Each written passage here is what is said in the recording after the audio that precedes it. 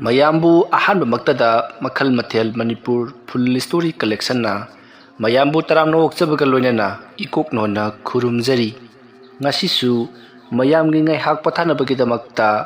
Manipuri horror story ꯑꯃꯃꯨꯛ ꯄꯨꯗꯨꯅ ꯂꯥꯛꯆꯔꯤ꯫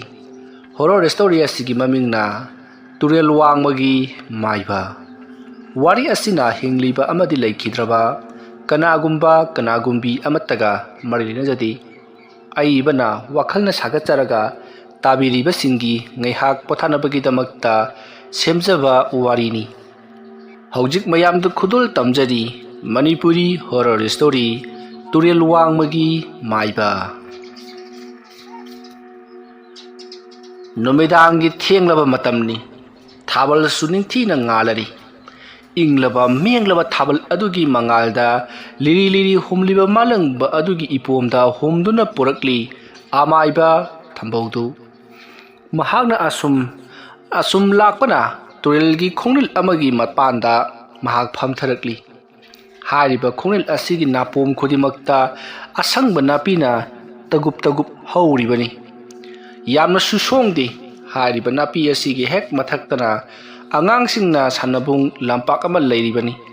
ꯂꯝꯄꯥꯛ ꯑꯁꯤꯗꯒꯤ ꯂꯣꯏꯔꯣꯏ ꯍꯥꯏꯊꯔꯛꯄ ꯇꯣꯔꯕꯥꯟ ꯑꯗꯨꯗꯅꯤ ꯊꯝꯕꯧꯅ ꯐꯝꯗꯨꯅ ꯂꯩꯔꯤꯕꯁꯤ꯫ ꯇꯨꯔꯦꯜ ꯑꯗꯨꯒꯤ ꯏꯃꯥꯏ ꯑꯗꯨꯗ ꯅꯤꯛ ꯅꯤꯛ ꯂꯥꯎꯅ ꯆꯠꯂꯤꯕ ꯏꯁꯤꯡ ꯑꯃꯗꯤ ꯏꯁꯤꯡ ꯑꯗꯨꯗ ꯇꯥꯔꯤꯕ ꯊꯥꯕꯜꯒꯤ ꯃꯉꯥꯜ ꯃꯔꯤꯛ ꯃꯔꯤꯛꯁꯤꯡ ꯑꯗꯨꯗ ꯃꯨꯟꯅ ꯌꯦꯡꯂꯒ ꯋꯥꯈꯜ ꯑꯃꯗ ꯈꯜꯂꯤ꯫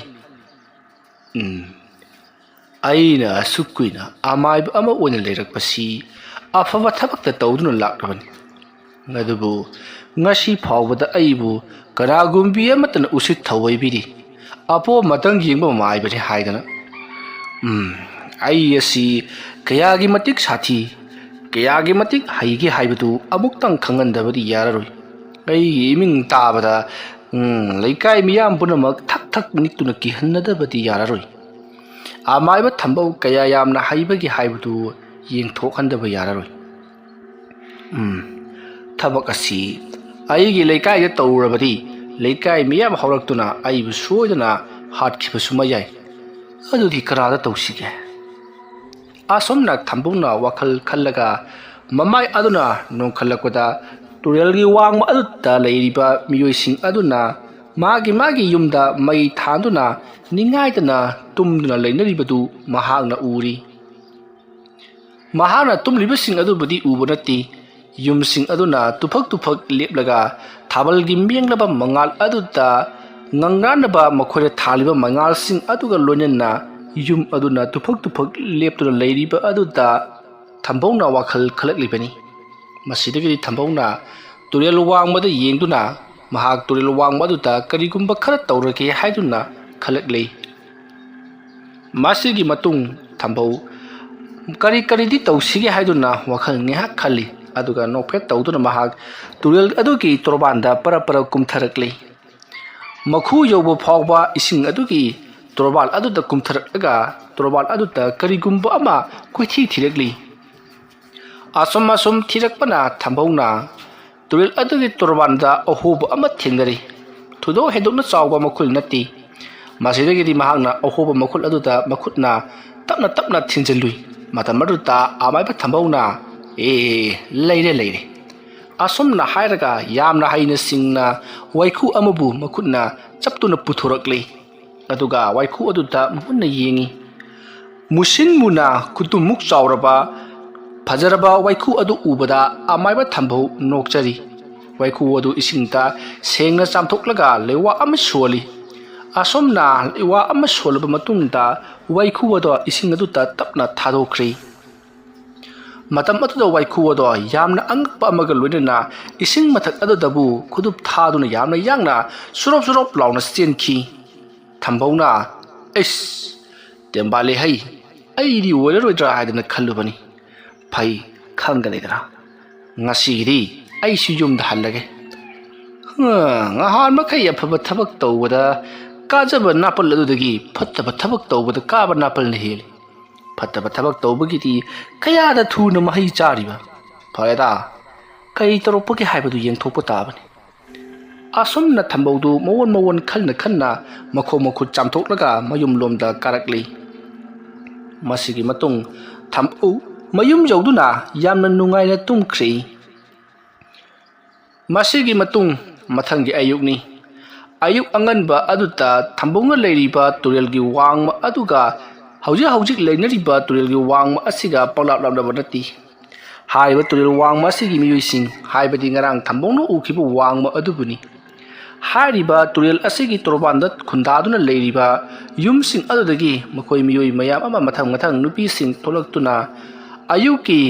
ꯏꯁꯤꯡ ꯃꯥꯏꯁꯤꯡ ꯁꯣꯛꯅꯅꯕ ꯑꯃꯗꯤ ꯏꯔꯨꯖ ꯃꯥꯏꯊꯖꯅꯅꯕꯒꯤꯗꯃꯛꯇ ꯇꯨꯔꯦꯜ ꯑꯗꯨꯒꯤ ꯈꯣꯡꯅꯤꯡꯗ ꯀꯨꯝꯊꯔꯛꯂꯤ꯫ ꯇꯨꯔꯦꯜ ꯇꯣꯔꯕꯥꯜ ꯌꯧꯔꯕꯗ ꯃꯥꯒꯤ ꯂꯩꯅꯔꯤꯕ ꯈꯨꯗꯥ ꯑꯗꯨꯗ ꯀꯨꯝꯅꯗꯨꯅ ꯏꯔꯨꯖ ꯃꯥꯏꯊꯖꯗꯨꯅ ꯋꯥꯔꯤ ꯋꯥꯇꯥꯏ ꯀꯌꯥ ꯑꯃ ꯁꯥꯅꯔꯤ꯫ ꯍꯥꯏꯔꯤꯕ ꯇꯨꯔꯦꯜ ꯑꯁꯤꯒꯤ ꯋꯥꯡꯃꯁꯤ ꯊꯣꯏꯅ ꯍꯦꯟꯅ ꯂꯥꯞꯅꯕ ꯅꯠꯇꯦ, ꯑꯗꯨꯕꯨ ꯂꯩꯔꯥꯏ ꯑꯅꯤꯗꯤ ꯌꯥꯝꯅ ꯂꯥꯞꯅꯩ꯫ ꯑꯗꯨꯒ ꯇꯨꯔꯦꯜ ꯑꯗꯨꯒꯤ ꯏꯁꯤꯡ ꯏꯃꯥꯏ ꯑꯗꯨꯗꯤ ꯑꯁꯨꯝ ꯄꯤꯛꯊꯔꯛꯄꯅ ꯈꯔ ꯅꯛꯅꯔꯕꯅꯤ꯫ ꯑꯃꯗꯒꯤ ꯑꯃꯗ ꯀꯧꯅꯕꯗ ꯑꯗꯨꯃꯛ ꯇꯥꯟꯅꯕ ꯏꯁꯤꯡꯒꯤ ꯏꯃꯥꯏ ꯍꯥꯏꯕꯗꯨ ꯑꯣꯏꯔꯤ꯫ ꯏꯁꯤꯡ ꯃꯥꯏꯁꯤꯡ ꯆꯥꯎꯔꯛꯄ ꯃꯇꯝꯗꯗꯤ ꯑꯁꯨꯛꯀꯤ ꯃꯇꯤꯛ ꯋꯥꯡꯏ꯫ ꯑꯗꯨꯅ ꯏꯁꯤꯡ ꯋꯥꯡꯈꯠꯂꯛꯂꯕꯗꯤ ꯇꯨꯔꯦꯜꯒꯤ ꯏꯃꯥꯏ ꯑꯗꯨꯁꯨ ꯄꯥꯛꯊꯣꯔꯛꯏꯕꯅꯤ꯫ ꯑꯗꯨꯅ ꯍꯧꯖꯤꯛꯅ ꯑꯃꯨꯛ ꯏꯁꯤꯡ ꯑꯗꯨ ꯃꯌꯦꯡ ꯇꯥꯔꯛꯄꯅ ꯃꯔꯝ ꯑꯣꯏꯔꯒ ꯇꯨꯔꯦꯜꯒꯤ ꯈꯣꯡꯅꯨꯡ ꯑꯗꯨ ꯆꯞꯁꯤꯜꯂꯛꯏ꯫ ꯑꯗꯨꯅ ꯅꯥꯀꯟꯗ ꯂꯩꯅꯕ ꯃꯤꯑꯣꯏꯁꯤꯡ ꯂꯥꯎꯅꯗꯨꯅ ꯋꯥꯔꯤ ꯋꯥꯇꯥꯏ ꯁꯥꯅꯕ ꯑꯗꯨꯃꯛ ꯌꯥꯏ꯫ ꯃꯇꯧ ꯑꯁꯨꯝꯅ ꯊꯝꯕꯧꯍꯩꯒꯤ ꯇꯨꯔꯦꯜ ꯋꯥꯡꯃ ꯑꯗꯨꯗꯁꯨ ꯃꯈꯣꯏ ꯅꯨꯄꯤ ꯃꯌꯥꯝ ꯑꯃ ꯀꯨꯝꯊꯔꯛꯇꯨꯅ ꯏꯔꯨꯖ ꯃꯥꯏꯊꯖꯕ ꯏꯁꯤꯡ ꯃꯥꯏꯁꯤꯡ ꯁꯣꯛꯄ ꯇꯧꯔꯤ꯫ ꯑꯗꯨꯒ ꯉꯔꯥꯡ ꯊꯝꯕꯧꯅ ꯃꯤꯠꯌꯦꯡ ꯇꯥꯈꯤꯕ ꯑꯁꯣꯝ ꯇꯨꯔꯦꯜ ꯋꯥꯡꯃꯒꯤ ꯅꯨꯄꯤꯁꯤꯡ ꯑꯗꯨꯁꯨ ꯀꯨꯝꯊꯔꯛꯇꯨꯅ ꯏꯔꯨꯖ ꯃꯥꯏꯊꯖꯧꯗꯨꯅ ꯏꯁꯤꯡ ꯃꯥꯏꯁꯤꯡ ꯁꯣꯛꯅꯅꯕꯒꯤꯗꯃꯛꯇ ꯇꯧꯔꯤ꯫ ꯑꯁꯣꯝꯅ ꯋꯥꯡꯃ ꯑꯗꯨꯗ ꯃꯥꯒꯤ ꯑꯣꯏꯕ ꯊꯕꯛ ꯇꯧꯅꯔꯤꯉꯩ ꯊꯝꯕꯧꯅ ꯃꯤꯠꯌꯦꯡ ꯇꯥꯈꯤꯕ ꯑꯁꯣꯝꯒꯤ ꯇꯨꯔꯦꯜ ꯋꯥꯡꯃ ꯑꯗꯨꯗ ꯂꯩꯔꯤꯕ ꯅꯨꯄꯤꯁꯤꯡ ꯑꯗꯨꯅ ꯏꯔꯨꯖ ꯃꯥꯏꯊꯖꯗꯨꯅ ꯂꯩꯔꯤꯉꯩ ꯅꯨꯄꯤ ꯑꯃ ꯌꯥꯝꯅ ꯀꯟꯅ ꯂꯥꯎꯔꯒ ꯑꯩ ꯁꯤꯔꯦ ꯍꯥꯏꯗꯨꯅ ꯏꯁꯤꯡ ꯑꯗꯨꯗ ꯆꯕꯣꯡ ꯏꯔꯣꯏꯔꯤ꯫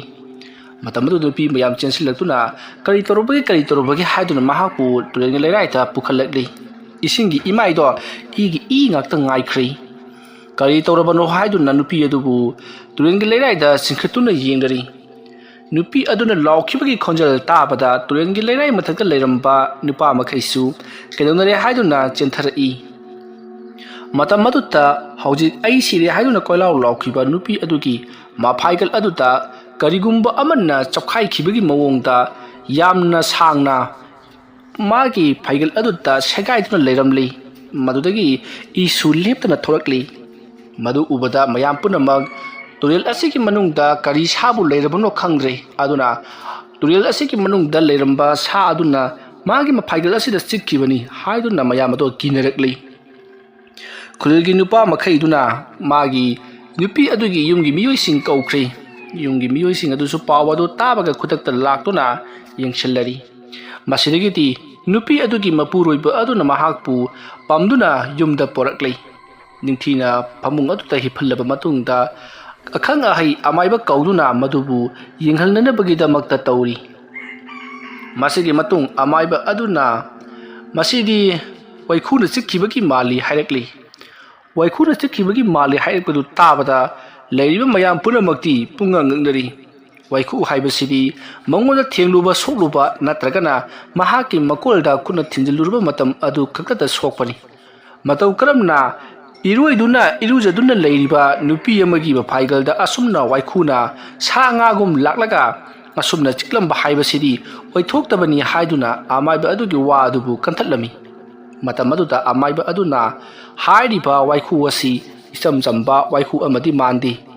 ꯀꯅꯥꯒꯨꯝꯕꯅ ꯀꯔꯤꯒꯨꯝꯕ ꯃꯍꯩ ꯑꯃ ꯊꯥꯖꯤꯟꯗꯨꯅ ꯇꯧꯔꯛꯄ ꯃꯥꯜꯂꯤ꯫ ꯑꯗꯨꯒ ꯆꯤꯛꯂꯤꯕ ꯌꯥꯈꯨꯜ ꯑꯁꯤꯗꯤ ꯋꯥꯏꯈꯨꯒꯤ ꯌꯥꯈꯨꯜꯅꯤ꯫ ꯑꯃꯕꯨ ꯑꯣꯏꯔꯦ ꯑꯩꯈꯣꯏ ꯀꯔꯤ ꯇꯧꯔꯛꯄꯒꯦ ꯍꯥꯏꯕꯗꯨ ꯃꯈꯥ ꯇꯥꯅ ꯌꯦꯡꯕ ꯇꯥꯕꯅꯤ꯫ ꯆꯨꯝꯅꯒꯤ ꯋꯥꯏꯈꯨꯅ ꯆꯤꯛꯄ ꯑꯣꯏꯔꯤꯕ꯭ꯔꯥ ꯅꯠꯇ꯭ꯔꯒꯅ ꯑꯇꯣꯞꯄ ꯁꯥꯅ ꯆꯤꯛꯄ ꯑꯣꯏꯔꯤꯕ꯭ꯔꯥ ꯍꯥꯏꯕꯗꯨ ꯈꯪꯗꯣꯛꯅꯕꯒꯤꯗꯃꯛꯇ ꯈꯨꯜꯒꯤ ꯈꯨꯟꯖꯥ ꯅꯍꯥ ꯈꯔ ꯇꯨꯔꯦꯜ ꯇꯣꯔꯕꯥꯟꯗ ꯁꯪꯗꯨꯅ ꯂꯩꯍꯜꯂꯨ ꯍꯥꯏꯔꯝꯂꯒ ꯑꯃꯥꯏꯕ ꯑꯗꯨꯅ ꯃꯧ ꯅꯍꯥ ꯑꯗꯨꯒꯤ ꯃꯐꯥꯏꯒꯜꯗ ꯁꯣꯛꯂꯤꯕꯗꯨ ꯍꯤꯗꯥꯛ ꯂꯥꯡꯊꯛ ꯊꯥꯛꯄꯤꯗꯨꯅ ꯐꯤ ꯑꯃꯅ ꯌꯦꯠꯁꯤꯜꯂꯝꯂꯕ ꯃꯇꯨꯡꯗ ꯃꯍꯥꯛ ꯆꯠꯈ꯭ꯔꯦ꯫ ꯃꯁꯤꯒꯤ ꯃꯇꯨꯡ ꯈꯨꯜ ꯑꯗꯨꯗ ꯂꯩꯔꯤꯕ ꯇꯨꯔꯦꯜꯒꯤ ꯇꯣꯔꯕꯥꯜ ꯑꯗꯨꯗ ꯇꯥꯗꯨꯅ ꯂꯩꯔꯤꯕꯁꯤꯡ ꯑꯗꯨꯅ ꯋꯥꯔꯤ ꯁꯥꯅꯩ꯫ ꯉꯍꯥꯟ ꯃꯈꯩ ꯑꯁꯨꯛ ꯀꯨꯏꯅ ꯑꯩꯈꯣꯏꯅ ꯃꯐꯝ ꯑꯃꯗ ꯂꯩꯔꯛꯄꯁꯤ ꯑꯁꯤꯒꯨꯝꯂꯕ ꯊꯧꯗꯣꯛ ꯑꯃꯠꯇ ꯊꯣꯛꯈꯤꯕ ꯂꯩꯇꯦ꯫ ꯑꯗꯨꯒ ꯃꯇꯧ ꯀꯔꯝꯅ ꯉꯁꯤꯗꯤ ꯊꯧꯗꯣꯛ ꯑꯁꯤ ꯊꯣꯛꯂꯤꯕꯅꯣ ꯍꯥꯏꯗꯨꯅ ꯃꯇꯝ ꯑꯗꯨꯗ ꯇꯨꯔꯦꯜ ꯑꯁꯤꯒꯤ ꯃꯅꯨꯡꯗ ꯁꯥ ꯑꯆꯧꯕ ꯑꯃ ꯂꯩꯔꯕ ꯖꯥꯠꯂꯥ ꯍꯥꯏꯗꯨꯅꯁꯨ ꯋꯥꯔꯤ ꯁꯥꯅꯔꯤ꯫ ꯑꯁꯨꯝꯅ ꯇꯧꯗꯨꯅ ꯋꯥꯔꯤ ꯋꯥꯇꯥꯏ ꯁꯥꯅꯗꯨꯅ ꯃꯌꯥꯝ ꯑꯗꯣ ꯇꯨꯔꯦꯜ ꯑꯗꯨꯒꯤ ꯈꯣꯡꯅꯤꯡꯗ ꯀꯔꯤ ꯁꯥꯕꯨ ꯐꯥꯎꯒꯠꯂꯛꯄꯅꯣ ꯀꯔꯤ ꯁꯥꯕꯨ ꯎꯕꯅꯣ ꯍꯥꯏꯗꯨꯅ ꯌꯦꯡꯗꯨꯅ ꯂꯩꯅꯔꯤ꯫ ꯑꯁꯣꯝꯗꯅ ꯀꯝꯗꯧꯔꯤ ꯊꯝꯕꯧꯒꯤ ꯂꯩꯀꯥꯏ ꯑꯗꯨꯗꯁꯨ ꯑꯁꯣꯝ ꯇꯨꯔꯦꯜ ꯋꯥꯡꯃꯗ ꯅꯨꯄꯤ ꯑꯃ ꯇꯨꯔꯦꯜ ꯑꯁꯤꯒꯤ ꯃꯅꯨꯡꯗ ꯂꯩꯕ ꯁꯥ ꯑꯃꯅ ꯆꯤꯛꯄꯗꯒꯤ ꯑꯅꯥ ꯂꯥꯏꯌꯣꯡ ꯈꯪꯗꯨꯅ ꯅꯥꯗꯨꯅ ꯁꯤꯒꯗꯧꯔꯦ ꯍꯥꯏꯕ ꯄꯥꯎ ꯁꯟꯗꯣꯛꯈꯤ꯫ ꯋꯥꯐꯝ ꯑꯗꯨ ꯇꯥꯕꯗ ꯊꯝꯕꯧꯅ ꯀꯔꯤꯅꯣꯅꯦ ꯍꯥꯏꯔꯤꯁꯤꯕꯣ ꯋꯥꯏꯈꯨꯅ ꯆꯤꯛꯄꯕꯨ ꯑꯅꯥ ꯂꯥꯏꯌꯣꯡ ꯈꯪꯗꯅ ꯅꯥꯔꯒ ꯁꯤꯒꯗꯧꯔꯦ ꯍꯥꯏꯔꯤꯕꯁꯤꯕꯣ? ꯑꯩꯈꯣꯏ ꯇꯥꯏꯕꯪ ꯃꯤꯑꯣꯏꯕꯒꯤ ꯍꯧꯅꯁꯥ ꯀꯔꯤꯒꯨꯝꯕ ꯊꯧꯗꯣꯛ ꯑꯃ ꯊꯣꯛꯄꯗ ꯃꯗꯨꯕꯨ ꯍꯦꯟꯀꯠꯅ ꯇꯝꯕ ꯍꯥꯏꯕꯁꯤꯃꯗꯤ ꯂꯥꯏ ꯍꯥꯛꯇꯛꯇꯒꯤ ꯆꯠꯅꯔꯛꯂꯕꯅꯤ꯫ ꯑꯁꯨꯝꯅ ꯋꯥꯈꯜ ꯈꯟꯗꯨꯅ ꯂꯩꯔꯤꯉꯩ ꯊꯝꯕꯧꯅ ꯑꯁꯣꯝ ꯂꯥꯛꯄꯗ ꯇꯨꯔꯦꯜ ꯇꯣꯔꯕꯥꯜ ꯑꯗꯨꯗ ꯃꯈꯣꯏ ꯅꯤꯄꯥ ꯃꯌꯥꯝ ꯑꯃ ꯇꯨꯔꯦꯜ ꯑꯗꯨꯒꯤ ꯈꯣꯡꯅꯤꯡꯗ ꯀꯔꯤꯕꯨ ꯂꯩꯕ ꯖꯥꯠꯅꯣ ꯍꯥꯏꯗꯨꯅ ꯄꯔꯦꯡ ꯁꯥꯅ ꯐꯝꯂꯒ ꯌꯦꯡꯗꯨꯅ ꯂꯩꯔꯝꯂꯤꯕꯗꯨ ꯎꯕꯗ ꯊꯝꯕꯧꯅ ꯇꯧꯔꯤꯁꯤ ꯌꯦꯡꯉꯨꯅꯦ, ꯋꯥꯏꯈꯨ ꯃꯆꯥ ꯑꯃꯒꯤꯗꯃꯛꯇ ꯃꯈꯣꯏꯅ ꯐꯝꯂꯒ ꯀꯔꯤ ꯁꯥꯅꯣ ꯍꯥꯏꯗꯨꯅ ꯁꯦꯟꯅꯔꯤꯅꯦ꯫ ꯃꯈꯣꯏꯒꯤ ꯋꯥꯈꯜꯂꯣꯟꯁꯤ ꯑꯃꯨꯛꯇꯕꯨ ꯍꯥꯡꯗꯣꯛꯂꯨꯈꯤꯒꯦ꯫ ꯑꯁꯨꯝꯅ ꯈꯜꯂꯒ ꯊꯝꯕꯧ ꯄꯔꯞ ꯆꯪꯁꯤꯜꯂꯛꯂꯒ ꯃꯌꯥꯝꯅ ꯐꯝꯂꯤꯕꯁꯤꯕꯨ ꯀꯔꯤ ꯇꯧꯕ ꯌꯥꯎꯔꯕꯅꯣ ꯍꯥꯏꯗꯨꯅ ꯍꯪꯉꯤ꯫ ꯃꯇꯝ ꯑꯗꯨꯗ ꯊꯝꯕꯧꯒꯤ ꯂꯩꯀꯥꯏ ꯑꯗꯨꯒꯤ ꯅꯍꯥ ꯈꯔꯅ ꯐꯝꯂꯤꯕ ꯑꯗꯨꯅ ꯈꯨꯝꯂꯛꯏ, ꯑꯩꯈꯣꯏꯒꯤ ꯇꯨꯔꯦꯜ ꯑꯁꯤꯗ ꯁꯥ ꯑꯃ ꯆꯠꯂꯦ꯫ ꯍꯥꯏꯔꯤꯕ ꯁꯥ ꯑꯁꯨꯅ ꯑꯁꯣꯝꯒꯤ ꯇꯨꯔꯦꯜ ꯋꯥꯡꯃꯗ ꯂꯩꯕ ꯅꯨꯄꯤ ꯑꯃ ꯁꯣꯛꯄꯗꯒꯤ ꯉꯁꯤ ꯌꯥꯝꯅ ꯀꯟꯅ ꯅꯥꯗꯨꯅ ꯂꯩꯔꯦ꯫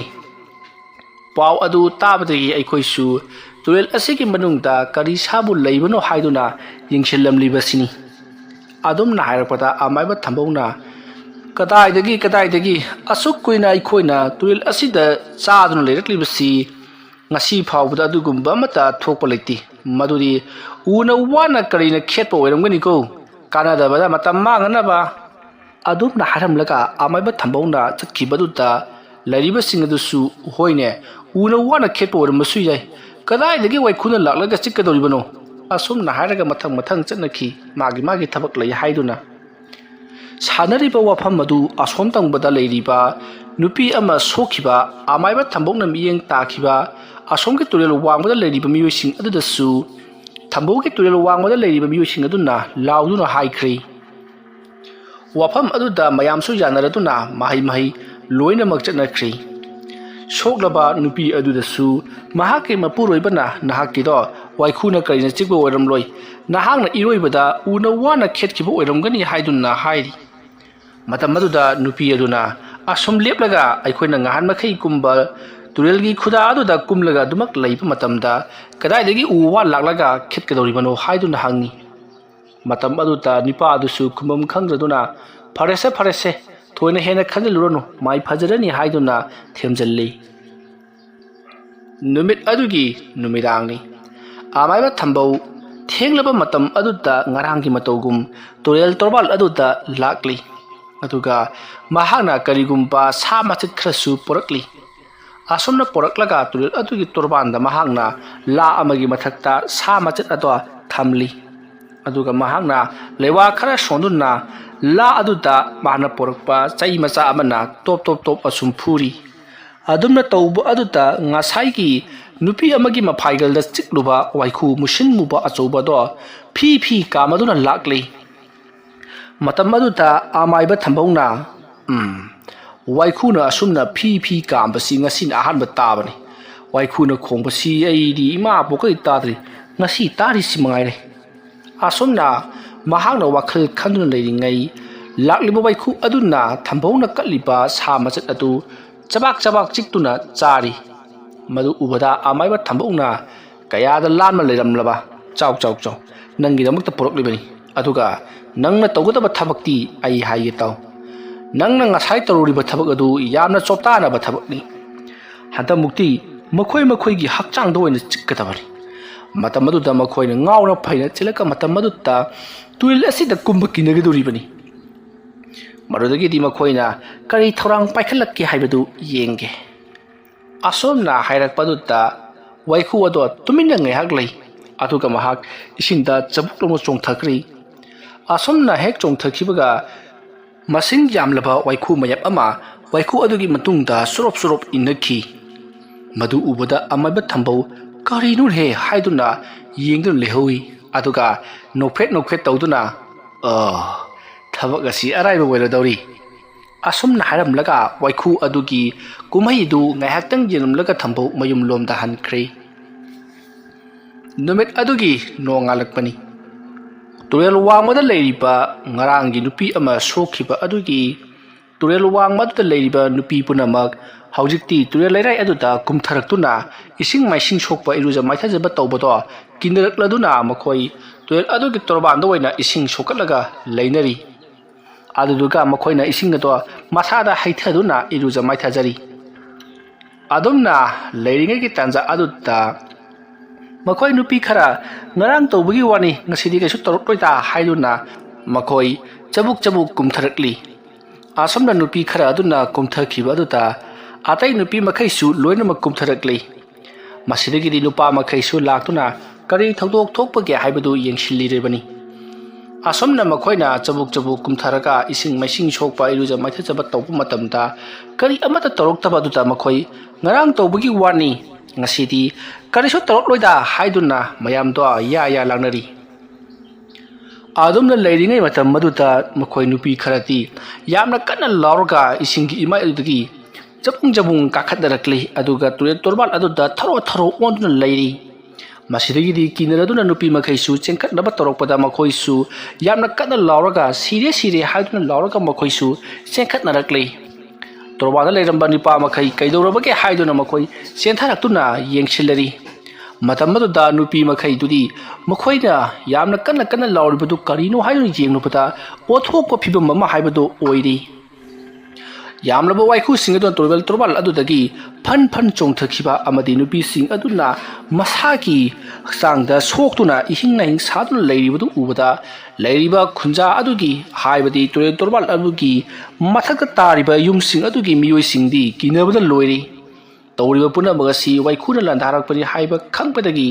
करी कमदौरका वाइखुसिंगसी मखोइना ngak सेंदुना फाजिनगदगी अमदि हाटकदगी हाइबा वखल खनरकली मसिगी मतुंग सोकलबा नुपीसिंग अदु मागे युमदा पुनखिदुना मखोइना हिदाक लांथक तौदुना मखोइबु सेवा सेबी तौरी मतम अदुदा आमाइबा अदु लाक्तुना आइना हाइबदुनी तौरिबासी वाइखुनानि हाइदना नखोइना आइना हाइबा थाजदबदु नखोइना खंगदबगी वानी वाइखु अदुबु ngawngनबगी दमक्ता करिगुंबा खरा कनागुंबना खरा तौरखरि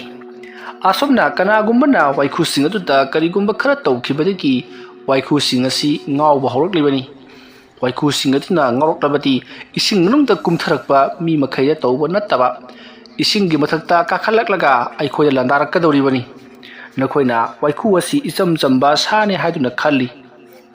नखोइना कैदौनुंगदा वाइखुसिंग अदुबु थिंगबा ngamloi aduna waikhusing adubu thingge hairabadi irai leima imabu tainagedabani adumna hairakpada amaiba adugi wa aduta khunja punamagna adu warabadi yapna thuna irai leima imabu khurumjarasi mahakpu ira thongni thorum tawthoklaba matungda waikhusing asibu phatharasi hairakli wafam adu tabada amaiba aduna adu warabadi phari thabagasi ngasidagi hektam hawrasi irai leima ima khoirambadi ayuk matamda khoiramgadabani mahakpu khoiramba matamda hairang leirang phajaraba amadi ingna menglaba mayam ama changadoribani maram aduna irai leima ima khoiramba matamda changadaba pulam cheram punamba ngasi asida langlasi aduga hayengi ayukta aikhoina khurumlasi mahaki pulam cheram langbada ngasi numit asimadi anumak haukhragadabani asumna hairakpada खुंजा पुनमकना पोलम चलम सिंगदो लोइनमक लांगनी हाइदुना सिनबा लांख्री आसुमना सिनबा लांगबा पुंगलोइ लुसिलकपदा नुमित अदुगी नुमिदांग वाइरम ओइखी यामलबा पोजाम अदुगी मरकता अथेन pot अमदी फिरोन चिंबसु यावरिबनी अदुगा हौजी सोक्तुन लैरिबा नुपीसिंग अदुगी लेबाकना साबा असाबा मितम अमममसु यावरिबनी आसुमना तौदुना थौरांग पुनमक लोइरबदा मथंगी नुमित की अयुक ngaidor leinakri soklaba maunaha amati atopa nupising aduti yamna kanna chena khol khangduna lauribani makhoigi matau ado ururaga makhoigi makeup pirau khol adu taruraga khunja punamakti ipai thabainari masigi matung ahingi matam moisalaklabada amaiba thambau ꯃꯍꯥꯛꯅ ꯉꯔꯥꯡ ꯇꯧꯈꯤꯕ ꯑꯗꯨꯒ ꯆꯞ ꯃꯥꯟꯅꯅ ꯁꯥ ꯃꯆꯦꯠ ꯑꯃ ꯄꯣꯔꯛꯇꯨꯅ ꯂꯥ ꯑꯃꯗ ꯍꯥꯞꯂꯒ ꯂꯥ ꯑꯗꯨꯗ ꯄꯣꯞ ꯄꯣꯞ ꯊꯥꯗꯨꯅ ꯐꯨꯔꯤ ꯃꯇꯝ ꯑꯗꯨꯗ ꯉꯔꯥꯡꯒꯤ ꯋꯥꯏꯈꯨ ꯑꯗꯣ ꯑꯃꯨꯛꯀꯁꯨ ꯉꯪꯗꯨꯅ ꯂꯥꯛꯂꯤ ꯐꯤ ꯀꯥꯝꯗꯨꯅ ꯉꯪꯂꯒ ꯂꯥꯛꯄ ꯑꯗꯨꯗ ꯑꯃꯥꯏꯕ ꯊꯝꯕꯧꯅ ꯅꯍꯥꯛꯅ ꯀꯔꯤꯒꯤꯗꯃꯛꯇ ꯋꯥꯏꯈꯨ ꯃꯌꯥꯝ ꯑꯃꯕꯨ ꯅꯦꯛꯂꯤꯕꯅꯣ ꯍꯥꯏꯗꯨꯅ ꯍꯪꯉꯤ ꯑꯗꯨꯕꯨ ꯋꯥꯏꯈꯨ ꯑꯗꯨꯅ ꯀꯔꯤꯁꯨ ꯈꯨꯝꯗꯦ ꯆꯥꯐꯝ ꯊꯣꯛꯄ ꯆꯥꯔꯒ ꯏꯁꯤꯡꯗ ꯆꯕꯨꯛ ꯂꯥꯎꯅ ꯆꯣꯡꯊꯈꯤ ꯃꯇꯝ ꯑꯗꯨꯗ ꯑꯃꯥꯏꯕ ꯊꯝꯕꯧꯅ ꯍꯪꯅꯤꯡꯕ ꯑꯃꯗꯤ ꯈꯪꯅꯤꯡꯕ ꯍꯧꯖꯤꯛ ꯂꯩꯀꯥꯏ ꯈꯨꯜ ꯑꯗꯨꯗ ꯀꯔꯤ ꯇꯧꯈ꯭ꯔꯕꯒꯦ ꯍꯥꯏꯕꯗꯨ ꯃꯍꯥꯛꯅ ꯈꯪꯅꯤꯡꯕꯅꯤ ꯑꯗꯨꯕꯨ ꯋꯥꯏꯈꯨ ꯑꯗꯨꯅ ꯀꯔꯤꯁꯨ ꯍꯥꯏꯔꯝꯗꯅ ꯆꯣꯡꯊꯈꯤꯕ ꯑꯗꯨꯗ ꯑꯃꯥꯏꯕ ꯊꯝꯕꯧ ꯃꯁꯤꯒꯤ ꯋꯥꯏꯈꯨꯁꯤ ꯑꯩꯅ ꯁꯥꯎꯔꯛꯇꯅ ꯈꯥꯡꯗ ꯉꯧꯒꯅꯤꯁꯦ ꯍꯥꯏꯗꯨꯅ ꯃꯨꯔꯨꯝ ꯁꯨꯔꯝꯂꯒ ꯏꯃꯨꯡꯂꯣꯝꯗ ꯍꯥꯏꯕꯗꯤ ꯃꯌꯨꯝꯂꯣꯝꯗ ꯆꯠꯈ꯭ꯔꯦ ꯃꯁꯤꯒꯤ ꯃꯇꯨꯡ ꯃꯊꯪꯒꯤ ꯑꯌꯨꯛꯅꯤ ꯑꯌꯨꯛ ꯑꯉꯟꯕ ꯑꯗꯨꯗ ꯑꯁꯣꯝꯒꯤ ꯇꯨꯔꯦꯜ ꯋꯥꯡꯃꯒꯤ ꯑꯃꯥꯏꯕ ꯑꯗꯨꯅ ꯇꯧꯗꯨꯅ ꯂꯥꯏ ꯇꯤꯟ ꯈꯨꯔꯨꯝꯗꯨꯅ ꯏꯔꯥꯏ ꯂꯩꯃ ꯏꯃꯥꯕꯨ ꯇꯥꯏꯅꯖꯔꯛꯂꯤ ꯃꯍꯥꯛꯀꯤ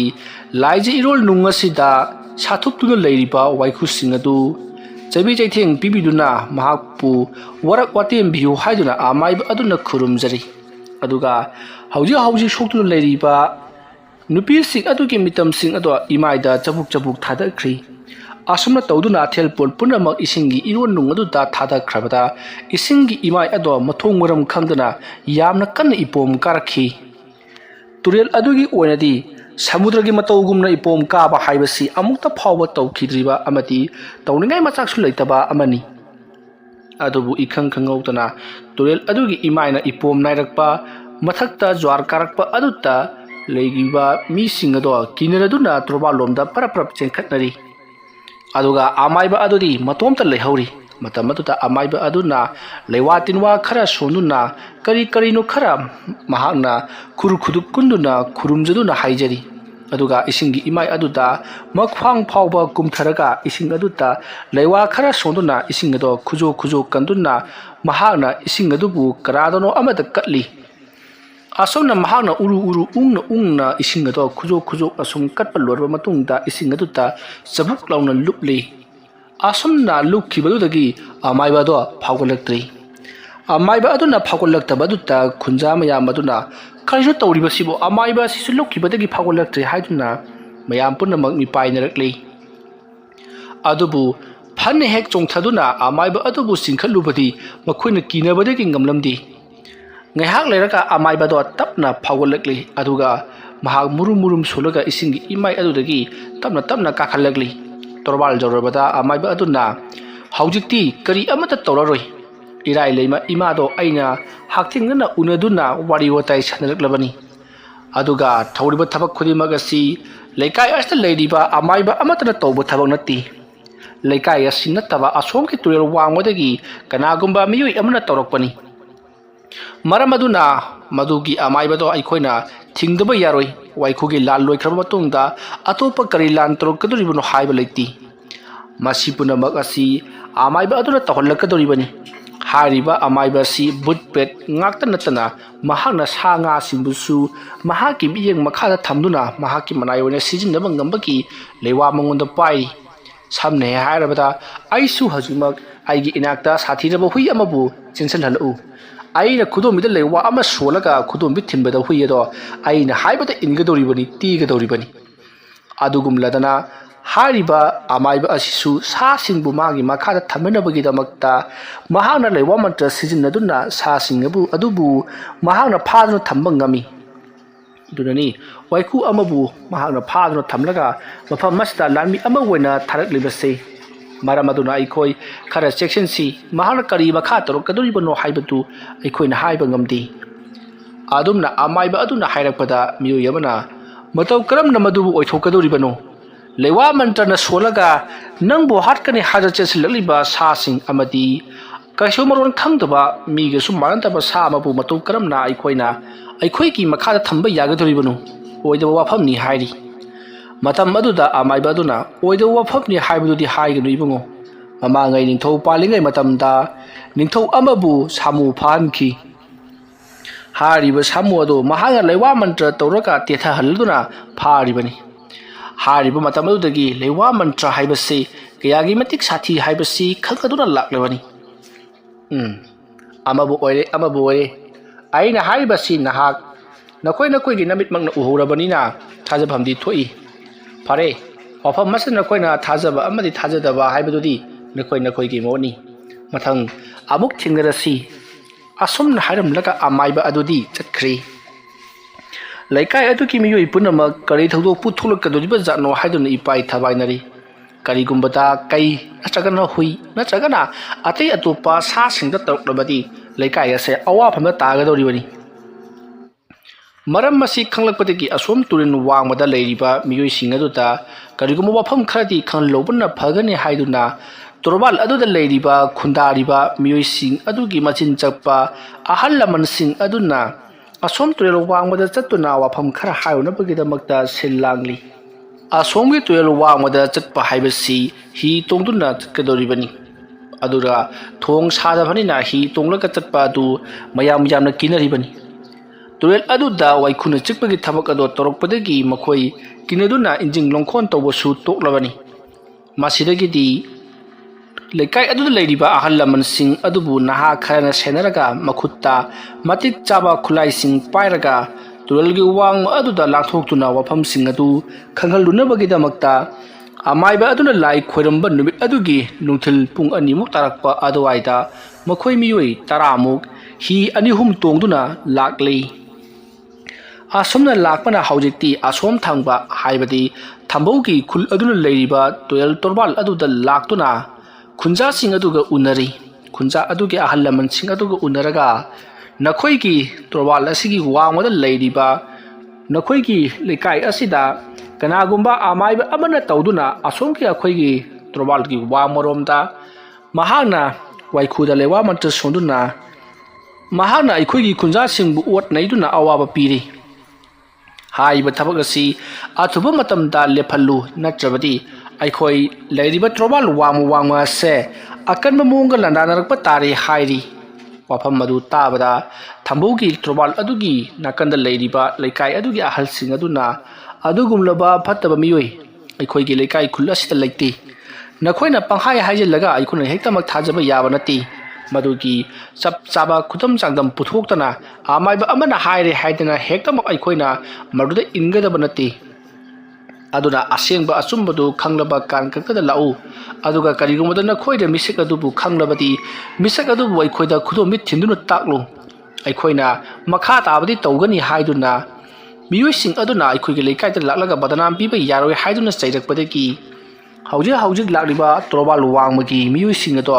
मखोइ खुदम चांगदमदी लेतबनिना अमु हलक्लै हारिबा वफम मसी खुंजासिंग अदुदा अमुक तमलबदा खुंजासिंग अदुना करगी खुदम चांगदम तौरिबा पुनबगसी मखोइदा तौरब नतना अतोप लेकायदगी लाक्पा मिनदी करमना तौगदोरिबनो मखोइगिसे अखोइबु उसितबनी अदुमना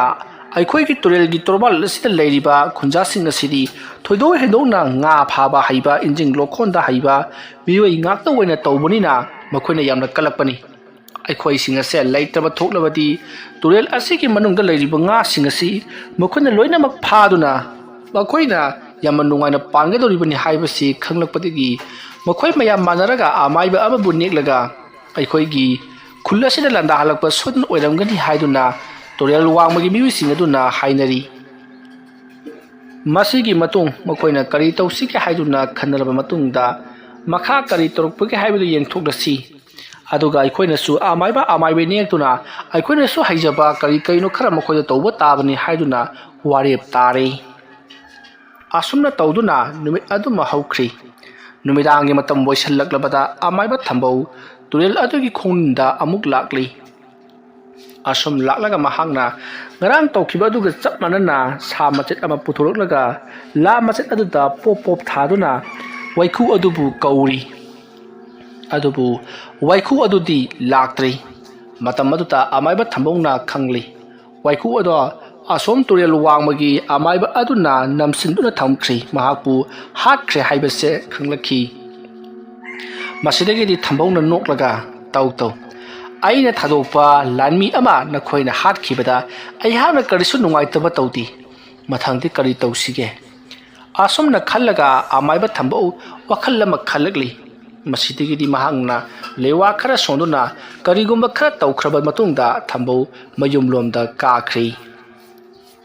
ꯃꯁꯤꯒꯤ ꯃꯇꯨꯡ ꯃꯊꯪꯒꯤ ꯅꯣꯡ ꯉꯥꯜꯂꯛꯂꯕꯗ ꯈꯨꯟꯖꯥ ꯄꯨꯝꯅꯃꯛ ꯑꯗꯣ ꯏꯁꯤꯡꯗ ꯀꯨꯝꯊꯗꯨꯅ ꯃꯈꯣꯏꯅ ꯏꯁꯤꯡ ꯃꯥꯏꯁꯤꯡ ꯑꯗꯨꯗ ꯏꯁꯤꯡ ꯁꯣꯛꯄ ꯑꯃꯗꯤ ꯏꯔꯨꯖ ꯃꯥꯏꯊꯖꯕ ꯇꯧꯔꯤ ꯉꯔꯥꯡ ꯑꯃꯥꯏꯕ ꯑꯗꯨꯅ ꯂꯥꯏ ꯈꯨꯔꯨꯝꯈꯤꯕꯗꯒꯤꯗꯤ ꯇꯨꯔꯦꯟꯒꯤ ꯑꯗꯨꯗ ꯀꯔꯤꯁꯨ ꯇꯧꯔꯛꯈꯤꯗ꯭ꯔꯤ ꯀꯔꯤꯁꯨ ꯇꯧꯔꯛꯇꯕ ꯑꯗꯨꯗ ꯈꯨꯟꯖꯥ ꯄꯨꯝꯅꯃꯛ ꯌꯥꯝꯅ ꯍꯔꯥꯎ ꯅꯨꯡꯉꯥꯏꯅ ꯏꯔꯨꯖ ꯃꯥꯏꯊꯖꯕ ꯏꯁꯤꯡ ꯃꯥꯏꯁꯤꯡ ꯁꯣꯛꯄ ꯇꯧꯔꯤ ꯑꯁꯨꯝꯅ ꯇꯧꯗꯨꯅ ꯑꯌꯨꯛꯀꯤ ꯃꯇꯝ ꯑꯗꯨ ꯍꯧꯈ꯭ꯔꯤ ꯅꯨꯡꯊꯤꯜꯒꯤ ꯃꯇꯝ ꯑꯗꯨꯗ ꯇꯨꯔꯦꯜ ꯋꯥꯡꯃꯗ ꯂꯩꯔꯤꯕ ꯈꯨꯟꯖꯥ ꯄꯨꯝꯅꯃꯛ ꯏꯁꯤꯡ ꯑꯗꯨꯗ ꯑꯩꯈꯣꯏꯅ ꯉꯥ ꯆꯥꯛ ꯐꯥꯗꯨꯅ ꯑꯩꯈꯣꯏꯁꯨ ꯀꯔꯤꯒꯨꯝꯕ ꯈꯔꯗꯤ ꯇꯧꯁꯤ ꯑꯩꯈꯣꯏꯅ ꯉꯥ ꯐꯥꯕ ꯂꯦꯞꯂꯤꯕꯁꯦ ꯀꯨꯏꯔꯦ ꯍꯥꯏꯗꯨꯅ ꯉꯥ ꯐꯥꯕ ꯀꯨꯝꯊꯔꯛꯂꯤ ꯑꯁꯣꯝꯗ ꯃꯈꯣꯏꯅ ꯇꯨꯔꯦꯜ ꯑꯗꯨꯗ ꯉꯥ ꯆꯥꯛ ꯐꯥꯗꯨꯅ ꯂꯩꯔꯤꯉꯩ ꯃꯇꯝ ꯑꯗꯨꯗ ꯑꯁꯣꯝ ꯊꯪꯕ ꯊꯝꯕꯧ ꯍꯣꯏꯒꯤ ꯂꯩꯀꯥꯏ ꯑꯗꯨꯅ ꯉꯥ ꯆꯥꯛ ꯐꯥꯕꯗꯨꯁꯨ ꯌꯥꯎꯁꯤꯜꯂꯛꯂꯤ ꯃꯇꯝ ꯑꯗꯨꯗ ꯑꯁꯣꯝꯒꯤ ꯍꯥꯏꯕꯗꯤ ꯊꯝꯕꯧꯅ ꯌꯦꯡꯊꯤꯔꯤꯕ ꯇꯣꯔꯕꯥꯜ ꯋꯥꯡꯃꯒꯤ ꯈꯨꯟꯖꯥꯁꯤꯡ ꯑꯗꯨꯅ ꯊꯝꯕꯧꯒꯤ ꯂꯩꯀꯥꯏꯗ ꯂꯥꯛꯂꯤꯕ ꯇꯣꯔꯕꯥꯜ ꯑꯗꯨꯒꯤ ꯋꯥꯡꯃꯒꯤ ꯃꯤꯑꯣꯏꯁꯤꯡ ꯑꯗꯨꯗ ꯍꯥꯏꯔꯤ ꯀꯔꯤꯒꯤꯅꯣ ꯅꯈꯣꯏꯅ ꯉꯍꯥꯟ ꯃꯈꯩꯗꯤ ꯉꯥ ꯐꯥꯗ꯭ꯔꯒ ꯉꯁꯤ ꯑꯩꯈꯣꯏꯅ ꯉꯥ ꯐꯥꯕ ꯍꯦꯛ ꯍꯧꯔꯛꯄꯒ ꯅꯈꯣꯏꯅ ꯑꯃꯨꯛ ꯉꯥ ꯐꯥꯕ ꯀꯨꯝꯂꯛꯂꯤꯕꯁꯤꯅ ꯀꯔꯤꯒꯤꯅꯣ ꯍꯥꯏꯗꯨꯅ ꯍꯪꯉꯤ ꯃꯇꯝ ꯑꯗꯨꯗ ꯊꯝꯕꯧ ꯂꯩꯔꯤꯕ ꯃꯈꯣꯏꯒꯤ ꯇꯣꯔꯕꯥꯜ ꯑꯗꯨꯒꯤ ꯃꯤꯑꯣꯏꯁꯤꯡ ꯑꯗꯨꯅ ꯉꯍꯥꯟ ꯃꯈꯩꯗꯤ ꯉꯥ ꯆꯥꯛꯁꯤꯡꯁꯦ ꯏꯐꯥ ꯐꯥꯗꯦ ꯉꯥꯁꯦ ꯂꯨꯞꯇꯨꯅ ꯂꯩꯔꯨꯕꯖꯥꯠꯅꯤ ꯑꯗꯨꯒ ꯉꯁꯥꯏ ꯑꯌꯨꯛꯇꯒꯤꯗꯤ ꯉꯥ ꯌꯥꯝꯅ ꯃꯣꯡꯉꯤ ꯃꯔꯝ ꯑꯗꯨꯅ ꯑꯩꯈꯣꯏꯁꯨ ꯉꯥ ꯆꯔꯥ ꯑꯃꯇꯪꯗꯤ ꯆꯥꯒꯦ ꯍꯥꯏꯗꯨꯅ ꯀꯨꯞꯊꯔꯛꯂꯤꯕꯅꯤ ꯃꯐꯝ ꯑꯁꯤꯗꯒꯤ ꯉꯥ ꯐꯥꯔꯒ ꯑꯩꯈꯣꯏꯅ ꯁꯦꯟꯗꯥꯟ ꯂꯝꯕꯤ ꯑꯣꯏꯅ ꯁꯤꯖꯤꯟꯅꯒꯗꯕ ꯅꯠꯇꯦ ꯁꯨꯞꯅꯇꯪꯒꯤ ꯉꯥꯗꯣ ꯆꯔꯥ ꯑꯃ ꯀꯔꯤ ꯑꯃ ꯆꯥꯅꯕꯒꯤ ꯑꯗꯨ ꯐꯥꯕ ꯀꯨꯝꯂꯛꯄꯒꯤ ꯋꯥꯅꯤ ꯍꯥꯏꯗꯨꯅ ꯃꯈꯣꯏ ꯋꯥꯔꯤ ꯁꯥꯅꯔꯤ ꯇꯁꯦꯡꯕꯒꯤꯁꯨ ꯊꯝꯕꯧ ꯍꯣꯏꯒꯤ ꯂꯩꯀꯥꯏ ꯑꯗꯨꯗꯤ ꯍꯥꯏꯕꯗꯤ ꯊꯝꯕꯧꯒ ꯂꯩꯔꯤꯕ ꯇꯣꯔꯕꯥꯜ ꯑꯗꯨꯗ ꯂꯩꯔꯤꯕ ꯈꯨꯟꯖꯥꯁꯤꯡ ꯑꯗꯨꯗꯤ ꯇꯨꯔꯦꯜ ꯑꯗꯨꯗꯒꯤ ꯉꯥꯐꯥ ꯆꯐꯥ ꯇꯧꯗꯨꯅ ꯃꯈꯣꯏꯅ ꯁꯦꯟ ꯇꯥꯟꯕ ꯂꯩꯇꯦ ꯅꯣꯡ ꯐꯥꯗꯣꯛ ꯉꯥ ꯆꯥꯅꯤꯡꯉꯦ ꯍꯥꯏꯕ ꯃꯇꯝꯗ ꯀꯨꯝꯊꯔꯛꯂꯒ ꯉꯥ ꯐꯥꯔꯒ ꯆꯥꯕꯒꯤ ꯋꯥꯅꯤ ꯃꯈꯣꯏꯒꯤꯗꯤ ꯇꯣꯉꯥꯟꯕ ꯆꯥꯎꯔꯕ ꯀꯩꯊꯦꯜꯁꯤꯡ ꯑꯃꯗꯤ ꯂꯧꯕꯨꯛ ꯂꯝꯍꯥꯡ ꯃꯌꯥꯝ ꯑꯃ ꯂꯩꯕꯅꯤꯅ ꯃꯗꯨꯗꯒꯤ ꯀꯥꯔꯛꯄ ꯃꯈꯣꯏꯒꯤ ꯆꯥꯅ ꯊꯛꯅꯕ ꯃꯍꯩ ꯃꯔꯣꯡꯁꯤꯡ ꯑꯗꯨꯅ ꯃꯈꯣꯏꯒꯤꯗꯤ ꯂꯦꯝ ꯄꯥꯅ ꯆꯥꯕ ꯐꯪꯉꯤ ꯃꯔꯝ ꯑꯗꯨꯅ ꯇꯨꯔꯦꯜ ꯑꯗꯨꯗ ꯉꯥ ꯐꯥꯗꯨꯅ ꯁꯦꯟ ꯇꯥꯟꯕꯒꯤ ꯊꯕꯛ ꯊꯝꯕꯧꯅ ꯂꯩꯔꯤꯕ ꯇꯣꯔꯕꯥꯜ ꯑꯗꯨꯗꯗꯤ ꯀꯩꯁꯨ ꯊꯣꯏꯗꯣꯛꯄ ꯇꯧꯅꯗꯦ ꯑꯗꯨꯒ ꯊꯝꯕꯧꯒ ꯂꯩꯔꯤꯕ ꯑꯁꯣꯝ ꯋꯥꯡꯃ ꯑꯗꯨꯗꯗꯤ ꯂꯩꯔꯤꯕ ꯃꯤꯑꯣꯏꯁꯤꯡ ꯑꯗꯨꯗꯤ ꯃꯈꯣꯏꯒꯤ ꯂꯧꯎ ꯁꯤꯡꯎꯁꯨ ꯀꯌꯥ ꯇꯧꯗꯦ ꯃꯔꯝ ꯑꯗꯨꯅ ꯇꯨꯔꯦꯜ ꯑꯗꯨꯗꯒꯤ ꯐꯥꯔꯛꯄ ꯉꯥꯁꯤꯡ ꯑꯗꯨꯅ ꯌꯣꯟꯊꯣꯛ ꯌꯣꯟꯁꯤꯟ ꯇꯧꯔꯒ ꯃꯈꯣꯏꯒꯤ ꯏꯃꯨꯡꯒꯤ ꯖꯤꯕꯤꯀꯥ ꯑꯣꯏꯖꯔꯤꯕꯅꯤ ꯍꯟꯗꯛ ꯃꯔꯛ ꯈꯨꯜ ꯑꯗꯨꯒꯤ ꯍꯥꯏꯕꯗꯤ ꯊꯝꯕꯧꯅ ꯋꯥꯏꯈꯨ ꯇꯧꯗꯨꯅ ꯂꯥꯏ ꯊꯥꯖꯤꯜꯂꯛꯄꯗꯒꯤ ꯑꯁꯣꯛ ꯑꯄꯟ ꯌꯥꯎꯔꯛꯄ ꯑꯗꯨꯗ ꯈꯔ ꯀꯨꯝꯅꯔꯨꯗ꯭ꯔꯕꯅꯤ ꯃꯁꯨꯝꯅ ꯇꯧꯗꯨꯅ ꯊꯝꯕꯧꯒꯤ ꯂꯩꯀꯥꯏ ꯈꯨꯜ ꯑꯗꯨꯗ ꯂꯩꯔꯤꯕ ꯇꯣꯔꯕꯥꯜ ꯑꯗꯨꯗ ꯈꯨꯟꯗꯥꯔꯤꯕ ꯃꯤꯑꯣꯏꯁꯤꯡ ꯑꯗꯨꯗꯤ ꯃꯥꯅ ꯉꯝꯒꯗꯕ ꯆꯥꯅꯅꯕ ꯉꯥ ꯆꯥꯛ ꯈꯔ ꯐꯥꯔꯒ ꯀꯥꯅꯈ꯭ꯔꯦ ꯃꯁꯤꯒꯤ ꯃꯇꯨꯡ ꯍꯧꯖꯤꯛ ꯊꯝꯕꯧꯅ ꯌꯦꯡꯊꯤꯔꯤꯕ ꯇꯣꯔꯕꯥꯜ ꯑꯗꯨꯗ ꯂꯩꯔꯤꯕ ꯃꯤꯑꯣꯏꯁꯤꯡ ꯑꯗꯨꯗꯤ ꯍꯧꯖꯤꯛꯁꯨ ꯑꯗꯨꯃꯛ ꯉꯥ ꯃꯌꯥꯝ ꯑꯃ ꯐꯥꯔꯤ ꯉꯍꯥꯟ ꯃꯈꯩ ꯐꯥꯕ ꯆꯥꯡꯗꯒꯤ ꯉꯁꯤꯅ ꯍꯦꯟꯅ ꯐꯥꯔꯛꯄꯗꯨꯗ ꯃꯈꯣꯏ ꯌꯥꯝꯅ ꯍꯔꯥꯎꯈꯤ ꯅꯨꯃꯤꯠ ꯇꯥꯈꯤꯕ ꯈꯪꯍꯧꯗ꯭ꯔꯤ ꯃꯇꯝ ꯑꯗꯨꯗ ꯑꯃꯥꯏꯕ ꯊꯝꯕꯧꯅꯁꯨ ꯑꯔꯥꯞꯄꯗꯒꯤ ꯃꯈꯣꯏꯅ ꯇꯧꯔꯤꯕꯗꯣ ꯌꯦꯡꯗꯨꯅ ꯂꯩꯔꯤꯕꯅꯤ ꯅꯨꯃꯤꯗꯥꯡ ꯋꯥꯏꯔꯝ ꯄꯨꯡ 5 ꯇꯥꯔꯛꯄ ꯑꯗꯨꯋꯥꯏꯗꯒꯤ ꯐꯥꯔꯛꯄ ꯉꯥꯁꯤꯡ ꯑꯗꯨꯅ ꯍꯦꯟꯅ ꯐꯖꯕ ꯑꯃꯗꯤ ꯌꯥꯝꯅ ꯆꯥꯎꯕ ꯑꯗꯨꯒ ꯉꯥ ꯌꯥꯝꯅ ꯃꯣꯡꯕ ꯐꯥꯕꯒꯤ ꯆꯥꯡ ꯍꯦꯟꯒꯠꯂꯛꯈꯤ ꯃꯁꯤꯗꯒꯤꯗꯤ ꯑꯃꯥꯏꯕ ꯊꯝꯕꯧ ꯃꯣꯃꯣꯟ ꯅꯣꯛꯂꯝꯂꯒ ꯆꯥꯔꯣ ꯉꯥꯁꯤꯡꯗꯣ ꯌꯥꯝꯅ ꯍꯥꯎꯅ ꯆꯥꯔꯣꯀꯣ ꯅꯈꯣꯏ ꯑꯁꯨꯝꯅ ꯍꯥꯏꯔꯝꯂꯒ ꯃꯍꯥꯛ ꯃꯌꯨꯝꯂꯣꯝꯗ ꯆꯪꯈ꯭ꯔꯦ ꯃꯁꯤꯒꯤ ꯃꯇꯨꯡ ꯈꯨꯜ ꯑꯗꯨꯗ ꯂꯩꯔꯤꯕ ꯍꯥꯏꯕꯗꯤ ꯇꯣꯔꯕꯥꯜ ꯋꯥꯡꯃꯗ ꯂꯩꯔꯤꯕ ꯈꯨꯟꯖꯥ ꯄꯨꯝꯅꯃꯛ ꯉꯥ ꯐꯥꯕꯗꯣ ꯑꯣꯛꯂꯦ ꯅꯨꯃꯤꯠꯁꯨ ꯇꯥꯔꯦ ꯍꯥꯏꯗꯨꯅ ꯃꯈꯣꯏ ꯃꯌꯨꯝꯗ ꯀꯥꯅꯔꯛꯂꯤ ꯉꯥꯁꯤꯡ ꯑꯗꯨ ꯃꯥꯅ ꯊꯣꯛꯄ ꯀꯩꯊꯦꯜꯗ ꯌꯣꯟꯗꯨꯅ ꯃꯗꯨꯗꯒꯤ ꯄꯩꯁꯥ ꯈꯔ ꯐꯪꯂꯛꯂꯤ ꯑꯗꯨꯒ ꯉꯥ ꯈꯔꯁꯨ ꯃꯈꯣꯏꯅ ꯆꯥꯅꯅꯕꯒꯤꯗꯃꯛꯇ ꯊꯝꯍꯧꯔꯤꯕꯅꯤ ꯈꯨꯟꯖꯥ ꯄꯨꯝꯅꯃꯛꯅ ꯃꯁꯤꯒꯤ ꯃꯇꯨꯡꯗ ꯉꯥꯁꯤꯡ ꯑꯗꯣ ꯃꯊꯪ ꯁꯦꯝꯗꯨꯅ ꯃꯈꯣꯏꯅ ꯊꯣꯡ ꯊꯥꯛꯇꯨꯅ ꯆꯥꯅꯔꯕ ꯃꯇꯨꯡ ꯅꯨꯃꯤꯗꯥꯡꯒꯤ ꯄꯨꯡ 9 ꯇꯥꯔꯛꯄ ꯑꯗꯨꯋꯥꯏꯗ ꯈꯨꯟꯖꯥ ꯄꯨꯝꯅꯃꯛ ꯑꯗꯣ ꯃꯕꯨꯛꯇꯣ ꯊꯦꯡꯕ ꯂꯦꯡꯕ ꯍꯧꯔꯛꯂꯤ ꯑꯗꯨꯒ ꯃꯈꯣꯏꯒꯤ ꯃꯃꯤꯠꯇ ꯀꯔꯤꯅꯣ ꯈꯪꯗꯕ ꯉꯥꯒꯤ ꯑꯀꯤꯕ ꯁꯛꯇꯝ ꯃꯌꯥꯝ ꯑꯃꯁꯨ ꯎꯔꯤ ꯃꯌꯥ ꯆꯧꯕ ꯃꯃꯤꯠ ꯄꯥꯟꯗꯕ ꯉꯥ ꯀꯌꯥ ꯑꯃ ꯃꯈꯣꯏꯒꯤ ꯃꯃꯥꯡꯗ ꯇꯥꯗꯨꯅ ꯂꯩꯕꯒꯨꯝ ꯇꯧꯔꯤ ꯑꯗꯨꯒ ꯆꯥꯎꯔꯕ ꯉꯥꯁꯤꯡꯅ ꯃꯤꯒꯤ ꯃꯀꯣꯛ ꯎꯝꯗꯨꯅ ꯂꯩꯕꯁꯨ ꯃꯈꯣꯏꯅ ꯎꯕ ꯐꯪꯂꯤ ꯑꯗꯨꯝꯅ ꯃꯣꯏꯒꯤ ꯃꯃꯤꯠꯇ ꯆꯣꯔꯤ ꯄꯥꯔꯤ ꯄꯪꯎꯗ ꯎꯈꯠꯂꯛꯄ ꯑꯗꯨꯗ ꯈꯨꯟꯖꯥ ꯄꯨꯝꯅꯃꯛ ꯀꯔꯤꯅꯣ ꯑꯩꯈꯣꯏꯗ ꯇꯧꯔꯤꯕꯁꯤꯕꯣ ꯑꯗꯨꯅ ꯑꯩꯈꯣꯏ ꯀꯩꯅꯣꯝꯃ ꯇꯧꯔꯦ ꯍꯥꯏꯗꯨꯅ ꯃꯈꯣꯏꯗꯣ ꯀꯣꯏꯂꯥꯎ ꯂꯥꯎꯅꯔꯤ ꯃꯔꯛ ꯑꯁꯤꯗ ꯃꯈꯣꯏꯒꯤ ꯃꯕꯨꯛꯁꯤꯡꯗꯣ ꯊꯤꯟꯕ ꯂꯦꯡꯕꯁꯨ ꯂꯦꯞꯄ ꯅꯠꯇꯦ ꯑꯗꯨꯝꯅ ꯇꯧꯔꯛꯄ ꯑꯗꯨꯗ खरा साफाबा खुंजा अदुगी मियोई खरा चत्तुना अमाइबा अदुबु अमु हन कौरुरी अमाइबा अदुना लाको मतमददी लेकाई अदुदा लेरिबा मी पुनमक nga aduda thajilakpa posem aduna maram moiraga mokhoi loinamak nare haibase khangnaki maram aduna amaiba aduna hairi mafam masida leiriba amaiba asina nakhoigi turil asida nga leiriba asida nakhoigi chagadoriba nga aduda lewa posem tosanbadagi nga sing aduna nakhoida asumna landaraklibani हारिबा nga sing asi atopa miyoi singna chabadi kari amada torokloi aduga nakhoigi लेकाई खुल तोरबाल असि ताबा नखोई की yum चाममुक असिना चारबती अवाफमदा तारकदोरिबनी अदुना हारिबा अमाइबा असिना नखोइबु पुन्ना हातोको पामली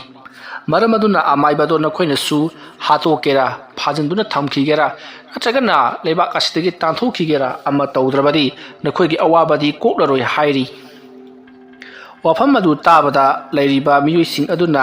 मदुगी वाफमदुना कोना कोना खनरबसु अइखोइदा नौरिबा अनाबा से अमुकदी फालु हाइरकपदा अमाइबा अदुना अदुगिदी केसु लेबा थबक ngati नखोइदा China फंगनबगी वानी मदुबु फाहनबदी आइगिदी याम लाइख्रबा थबक नि हाइदुना यामलबा इसिंग अमदा लेवा अम सोंदुना महांगना इसिंग अदुदा लेवा अदुबु कामसिली अदुगा महाकी मखुत अदुना सांगलबा चाइसांग अमा पाइरबगा ising adabu uru ungduna otli asomna uru ungduna olaka matamaduta ikhang khanghoduna ising ado mai chakhalakli sakliba mai adusu icham chamba hauji ki mai asinati sakliba mai ado ising machugumna chakli madu ubada mayam puna magna karino tawgudoriba sibo haidunna ngaktu yingdari ngai amaiba aduna masiki ising se nang ngamjaba changda khujaina kanduna thaknaro hairakpadagi मखोई सिंग अदुदी किनेदुना थौ हाइबा याद्रे अदुबु खरा अमदी आमाइबा अदुबु थाजबना थक्की असुमने हेक थक्कीबगा मियोई सिंग अदुदी यामना कन्ना ओरी मखोने चासन खिबा nga सिंग अदो लोइनमक अमत खाक्तन ओथोरखी मसिदिगी मियोई अदुदी मबुक चाकपा अमदी ममित जुरी पारी उरम सिंग अदो लोइनमक फखरी मदु ताबदगिदी मयाम पुनमक इसिंग अदो मथंग थक्नखी असुमना तौदुना अमाइबा अदुना तौबिबदगी हौजिक्ति पुंफा फखरी मतमदुता अमाइबा अदुना असुमगी तोरबाल वांगोदा लेरिबा अमाइबा दु नमथदबा तारगति नखोइना कदोलुंगदा मसिगुम थबगा सी लोइबा खंबा नायरारोय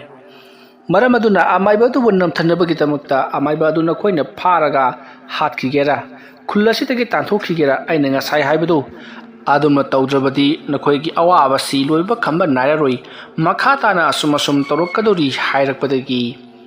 अमाइबा अदुदा लेकाई अदुदा लेरिबा अहलमना आदो ओजा अमाइबा नवोइना नखोइ मसेम थेंगरगा अमाइबा अदुबु नमथबदी करी काय हाइदुना हंगलकली मतमदुदा अमाइबा अदुना ngehaktang wakal khallaga asigumlaba fatta nungdagi thabak butpet sanaba laitin sanaba tin kang sanabagi thabak asi aidi kaya thoina pamdabani adubu nakhoina hairaklabanina nakhoigi खुल्लसिगी अवाबसी कोकनबगिदमक्ता आइने थबकदु तौबा तारेदना असोमना हाइरगा आमाइबा अदुना मखाताना हाइरई फारे ngasiगी ahinga sida karigumba thabak kharadi aikoina pangthoklasi madudi atei karimta nati tuel adugi khongninda amaiba do sodana lakani mado aikoina masak ubadi phangloi nakhoina makhoida khut tharobasu yaroi pharobasu yaroi नखोइना अमाइबा दो हेक फारुबदा करी मरम की फारिबनो हादुना Asom थंबगी तुरेल वांगमदा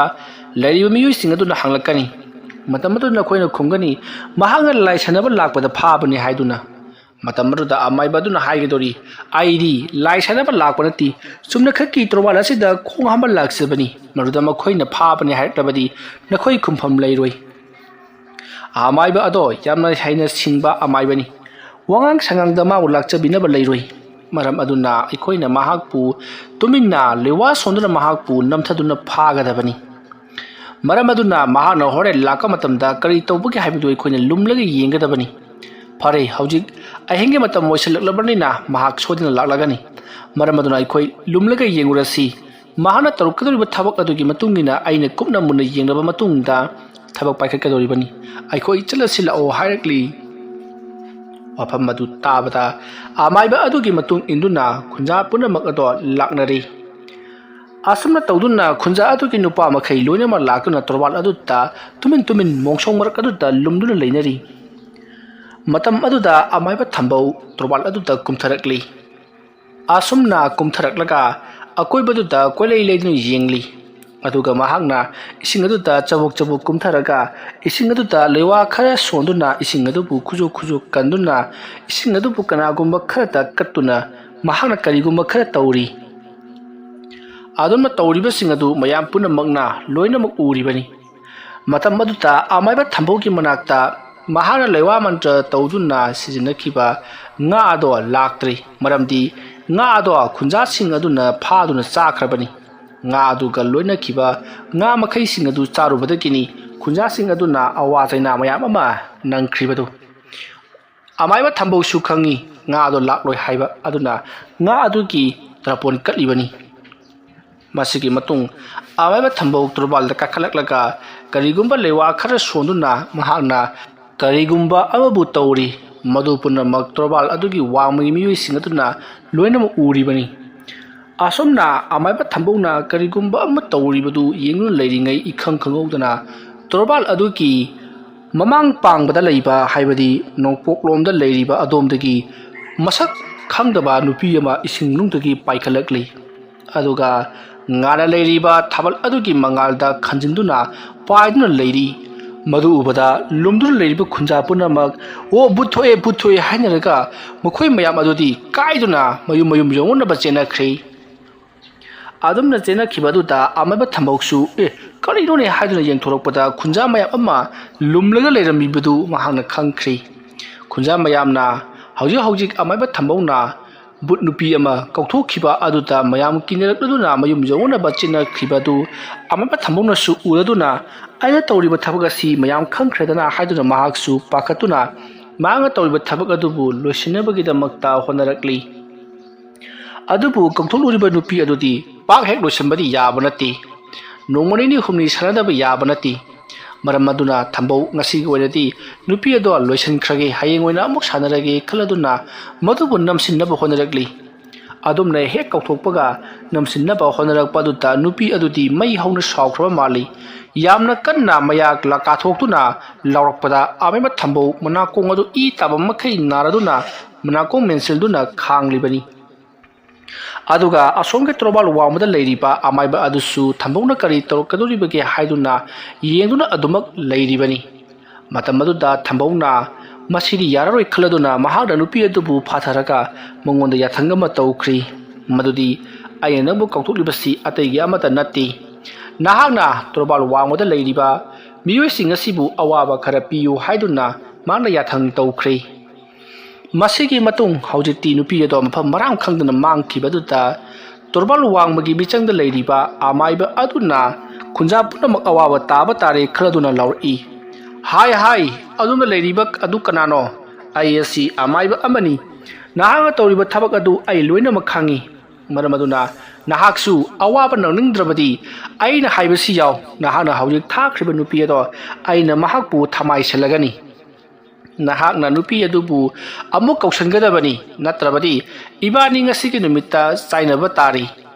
aduma lawrakpada thambongna tumina leiraga mahagi jumlomda kakhige torokpada amaiba aduna aya aina ngangbagasi thawoinaga tadaba saradana leiramu khangani hairamlaga amaiba ado mahak ising mathak aduta chabuk lakli asumna ising mathak aduta chabuk lakpadu ubada amaiba thambongna iya kayada hairiba amaibanone nang khangani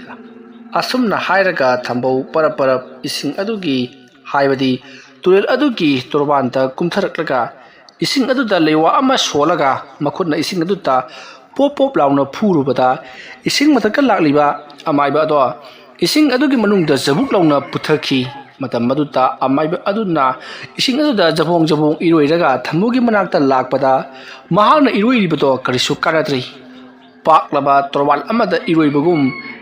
amaiba thamugi manak yoksunba sunga ngamdri matam aduda amaiba aduna ya mana igonda mitranga su tawrini khangani nang asumna hairaga mahakna lewa ama sonduna ising aduda mahakki machinna phu haiduna kamlubada ising ado tamna mayeng tatharakli adugadi hauji khudak aduta isingi torwal lato ising amata leitri lekang la olaba mafam aduta amaiba ato gam gam thambogi manak tamna lakri madu ubada thabawna ising punam adu amu handlaknabagi damakta leitum madu solaka langthage haduna tawbada amaiba do thambogi manakta yausilakpana hankhri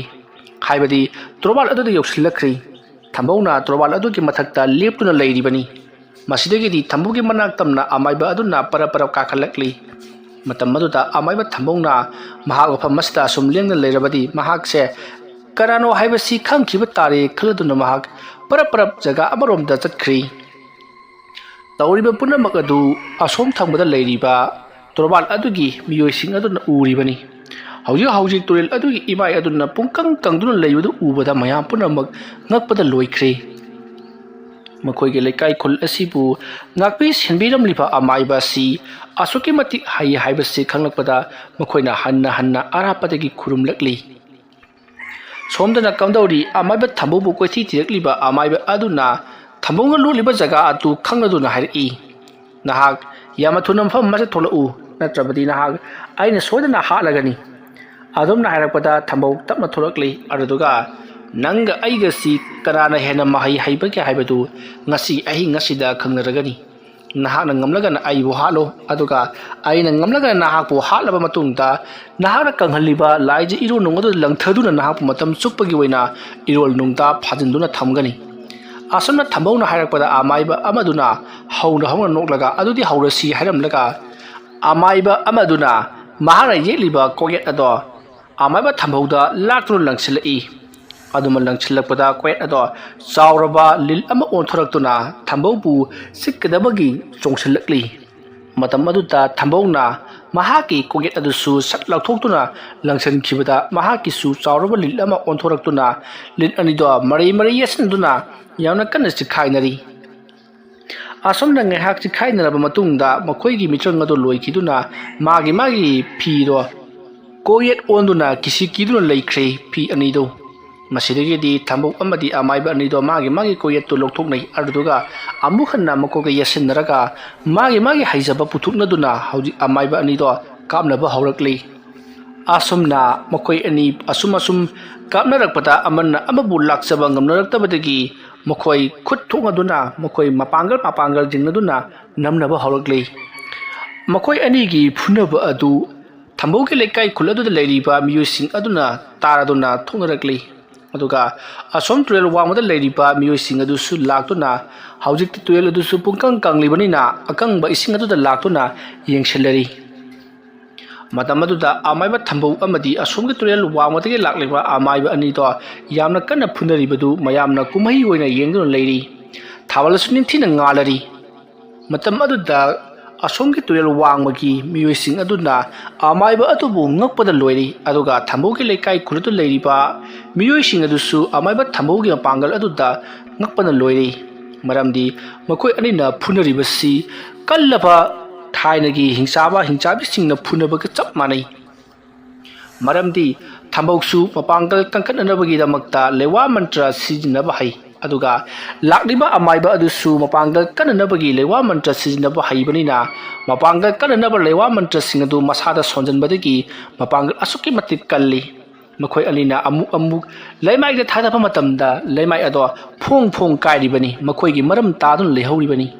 khongpak na netharakpada amana handoki barina khongpak ado leimai da netharakpada makhoi gi khuru phaw leimai ado da putharibani masidagidi sorba nungpak amabu turen torba leiba nungpak amabu langkhlakpa matamda amaiba amaduna mo nungpak ado mahaki kutumtana chubada pungkai kairibani madu ubada mayam punamak ado angakpa kumbai ama haibado oiri masidagi makhoi ani pambom painaraduna makok thingaraduna giri inarakli asomna inarakpada amaiba thambongna asomgi turel wangmadagi lakliba amaiba adubu phanayam sangna illi masidagi amu asomgi turel wangmadagi lakliba amaiba aduna mu thambaubu giri amu illi asomna makhoi ani giri inaduna mamai mamitta thabakta kina thinaba khongpakna kaunaba apai langnaba uwa phuktatuna langsinnarakpa kaya ama tarokli asomna makhoi ani phunarapana nongdi ngan thorakli ꯃꯈꯣꯏ ꯑꯅꯤꯅ ꯁꯤꯖꯤꯟꯅꯔꯤꯕ ꯄꯨꯝꯅꯃꯛ ꯑꯗꯨ ꯅꯣꯡ ꯉꯥꯜꯂꯛꯂꯕꯗꯤ ꯃꯍꯨ ꯃꯌꯥꯏ ꯆꯝꯈꯤꯒꯗꯧꯔꯤꯕꯅꯤ꯫ ꯑꯁꯣꯝꯗꯅ ꯀꯝꯗꯧꯔꯤ? ꯇꯨꯔꯦꯜꯒꯤ ꯏꯃꯥꯏ ꯑꯗꯨꯁꯨ ꯇꯞꯅ ꯇꯞꯅ ꯏꯁꯤꯡ ꯀꯔꯥꯏꯗꯒꯤꯅꯣ ꯊꯣꯛꯂꯛꯇꯨꯅ ꯍꯥꯟꯅꯒꯤ ꯏꯃꯥꯏ ꯑꯗꯨꯗ ꯂꯩꯈ꯭ꯔꯤ꯫ ꯅꯣꯡꯁꯨ ꯉꯥꯟꯊꯣꯔꯛꯄꯗꯒꯤ ꯃꯈꯣꯏ ꯑꯅꯤꯁꯨ ꯋꯥꯕꯅ ꯇꯞ ꯇꯥꯔꯗꯨꯅ ꯃꯈꯣꯏ ꯑꯅꯤ ꯈꯨꯠ ꯊꯥꯅꯕ ꯉꯝꯅꯗ꯭ꯔꯤ ꯂꯩꯃꯥꯏꯗ ꯐꯗ꯭ꯔꯥꯛ ꯇꯥꯗꯨꯅ ꯂꯩꯅꯔꯤ꯫ ꯑꯁꯨꯝꯅ ꯃꯈꯣꯏ ꯑꯅꯤꯗꯣ ꯃꯈꯨꯠ ꯄꯥꯏꯅꯔꯒ ꯃꯈꯣꯏ ꯑꯅꯤ ꯂꯩꯃꯥꯏ ꯑꯗꯨꯗ ꯐꯗ꯭ꯔꯥꯛ ꯇꯥꯗꯨꯅ ꯂꯩꯕꯗꯨꯗ ꯃꯌꯥꯝ ꯄꯨꯝꯅꯃꯛ ꯆꯦꯟꯁꯤꯟꯅꯔꯛꯇꯨꯅ ꯈꯥꯝꯗꯣꯛꯂꯤ꯫ ꯑꯗꯨꯒ ꯇꯧꯔꯤꯕ ꯊꯕꯛ ꯑꯁꯤ ꯀꯔꯤꯒꯤꯅꯣ ꯍꯥꯏꯗꯨꯅ ꯍꯪꯅꯔꯛꯏ꯫ ꯃꯇꯝ ꯑꯗꯨꯗ ꯑꯁꯣꯝꯒꯤ ꯇꯨꯔꯦꯜ ꯋꯥꯡꯃꯗꯒꯤ ꯂꯥꯛꯂꯤꯕ ꯃꯤꯑꯣꯏꯁꯤꯡ ꯑꯗꯨꯅ ꯇꯧꯔꯤꯕ ꯊꯕꯛ ꯑꯁꯤ ꯅꯈꯣꯏꯒꯤ ꯑꯃꯥꯏꯕ ꯑꯁꯤꯅ ꯑꯩꯈꯣꯏꯒꯤ ꯂꯩꯀꯥꯏꯗ ꯐꯠꯇꯕ ꯊꯕꯛ ꯀꯌꯥ ꯇꯧꯔꯛꯄꯗꯒꯤ ꯇꯧꯔꯛꯂꯤꯕꯅꯤ ꯍꯥꯏꯗꯨꯅ ꯇꯝꯃꯤ꯫ ꯑꯁꯨꯝꯅ ꯇꯧꯗꯨꯅ ꯋꯥꯐꯝ ꯄꯨꯝꯅꯃꯛ ꯈꯪꯂꯕꯗ ꯑꯃꯥꯏꯕ ꯊꯝꯕꯧꯕꯨ ꯃꯍꯥꯛꯀꯤ ꯂꯩꯀꯥꯏꯒꯤ ꯃꯤꯑꯣꯏꯁꯤꯡ ꯑꯗꯨꯅ ꯌꯥꯝꯅ ꯁꯥꯎꯅꯈꯤ꯫ ꯃꯁꯤꯗꯒꯤꯗꯤ ꯃꯍꯥꯛꯄꯨ ꯂꯩꯀꯥꯏ ꯈꯨꯜ ꯑꯗꯨꯗ ꯂꯩꯕ ꯌꯥꯔꯔꯣꯏ ꯍꯥꯏꯗꯨꯅ ꯇꯥꯟꯊꯣꯛꯅꯕ ꯍꯣꯠꯅꯔꯛꯄꯗ ꯑꯁꯣꯝꯒꯤ ꯇꯨꯔꯦꯜ ꯋꯥꯡꯃꯗ ꯂꯩꯔꯤꯕ ꯃꯤꯑꯣꯏꯁꯤꯡ ꯑꯗꯨꯒꯤ ꯑꯃꯥꯏꯕ ꯑꯗꯨꯅ ꯃꯍꯥꯛꯄꯨ ꯍꯟꯗꯛꯀꯤ ꯃꯇꯥꯡ ꯑꯁꯤꯗꯗꯤ ꯉꯥꯛꯄꯤꯔꯁꯤ, ꯃꯇꯨꯡ ꯃꯍꯥꯛꯅ ꯇꯧꯔꯕꯗꯤ ꯃꯍꯥꯛꯅ ꯇꯧꯔꯤꯕ ꯊꯕꯛ ꯑꯗꯨꯒꯤ ꯃꯍꯩ ꯑꯣꯏꯅ ꯃꯍꯥꯛꯄꯨ ताꯟꯊꯣꯛꯄ ꯅꯠꯇ꯭ꯔꯒꯅ ꯍꯥꯠꯇꯣꯛꯄ ꯑꯃ ꯇꯧꯁꯤ, ꯑꯗꯨꯒ ꯃꯍꯥꯛꯅ ꯀꯔꯤꯒꯤꯗꯃꯛꯇ ꯊꯕꯛ ꯑꯁꯤ ꯇꯧꯔꯤꯕꯅꯣ ꯍꯥꯏꯕꯗꯨꯁꯨ ꯈꯪꯗꯣꯛꯁꯤ ꯍꯥꯏꯗꯨꯅ ꯃꯌꯥꯝꯒꯤ ꯃꯃꯥꯡꯗ ꯊꯝꯕꯧꯅ ꯀꯔꯤꯒꯤꯗꯃꯛꯇ ꯊꯕꯛ ꯑꯁꯤ ꯇꯧꯔꯤꯕꯅꯣ ꯍꯥꯏꯗꯨꯅ ꯍꯪꯂꯛꯏ꯫ ꯃꯇꯝ ꯑꯗꯨꯗ ꯊꯝꯕꯧ ꯀꯔꯤꯁꯨ ꯍꯥꯏꯔꯝꯗꯅ ꯃꯌꯨꯝꯂꯣꯝꯗ ꯆꯠꯈ꯭ꯔꯤ꯫ ꯑꯗꯨꯒ ꯃꯍꯥꯛ ꯃꯐꯤ ꯃꯔꯣꯟ ꯈꯔ ꯌꯣꯝꯂꯒ ꯈꯨꯜ ꯑꯗꯨ ꯊꯥꯗꯣꯛꯇꯨꯅ ꯃꯍꯥꯛ ꯆꯠꯈꯤ꯫ ꯃꯌꯥꯝꯁꯨ ꯊꯝꯕꯧꯅ ꯑꯗꯨꯝꯅ ꯆꯠꯈꯤꯕ ꯑꯗꯨꯗ ꯌꯥꯝꯅ ꯅꯨꯡꯉꯥꯏꯇꯅ ꯌꯦꯡꯗꯨꯅ ꯂꯩꯍꯧꯔꯤ꯫ ꯃꯔꯝꯗꯤ ꯊꯝꯕꯧꯅ ꯂꯩꯀꯥꯏ ꯑꯗꯨꯒꯤꯗꯃꯛꯇ ꯆꯥꯎꯔꯕ ꯊꯕꯛ ꯀꯌꯥ ꯑꯃꯕꯨꯁꯨ ꯇꯧꯕꯤꯔꯝꯂꯤ꯫ ꯂꯥꯏ ꯇꯤꯟꯒꯤ ꯊꯕꯛ ꯇꯧꯕ ꯃꯇꯝꯗ ꯃꯍꯥꯛꯅ ꯀꯩꯗꯧꯅꯨꯡꯗ ꯁꯦꯜ ꯂꯧꯕꯤꯈꯤꯗꯕꯅꯤ꯫ ꯂꯩꯀꯥꯏ ꯑꯗꯨꯒꯤ ꯆꯥꯎꯈꯠ ꯊꯧꯔꯥꯡ ꯂꯥꯏ ꯇꯤꯟꯒꯤ ꯀꯧꯊꯣꯛꯇꯨꯅ ꯃꯍꯩ ꯃꯔꯣꯡ ꯆꯥꯎꯈꯠꯍꯜꯂꯤꯕ ꯑꯁꯤ ꯃꯍꯥꯛꯀꯤ ꯂꯩꯋꯥꯒꯤ ꯃꯇꯦꯡꯅꯅꯤ ꯍꯥꯏꯕꯁꯤ ꯂꯩꯀꯥꯏ ꯑꯗꯨꯅꯁꯨ ꯈꯪꯂꯤꯕꯅꯤ꯫ ꯑꯁꯨꯝꯅ ꯇꯧꯗꯨꯅ ꯍꯧꯖꯤꯛꯇꯤ ꯊꯝꯕꯧ ꯆꯠꯈ꯭ꯔꯕꯗ ꯇꯨꯔꯦꯜ ꯋꯥꯡꯃꯒꯤ ꯃꯤꯑꯣꯏꯁꯤꯡ ꯑꯗꯨꯁꯨ ꯃꯈꯣꯏꯁꯨ ꯍꯤ ꯇꯣꯡꯗꯨꯅ ꯆꯠꯅꯈ꯭ꯔꯤ꯫ ꯃꯁꯤꯗꯒꯤꯗꯤ ꯀꯔꯤꯁꯨ ꯊꯣꯏꯗꯣꯛꯄꯗꯤ ꯇꯧꯔꯛꯈꯤꯗ꯭ꯔꯤ꯫ ꯑꯗꯨꯕꯨ ꯊꯝꯕꯧꯗꯤ ꯈꯨꯜ ꯑꯗꯨꯗ ꯑꯃꯨꯛ ꯍꯟꯅ ꯂꯥꯛꯈꯤꯗ꯭ꯔꯤ꯫ ꯃꯁꯤꯒꯤ ꯃꯇꯨꯡ ꯇꯨꯔꯦꯜ ꯋꯥꯡꯃꯗ ꯂꯩꯔꯤꯕ ꯃꯤꯑꯣꯏꯁꯤꯡ ꯑꯗꯨꯒꯤ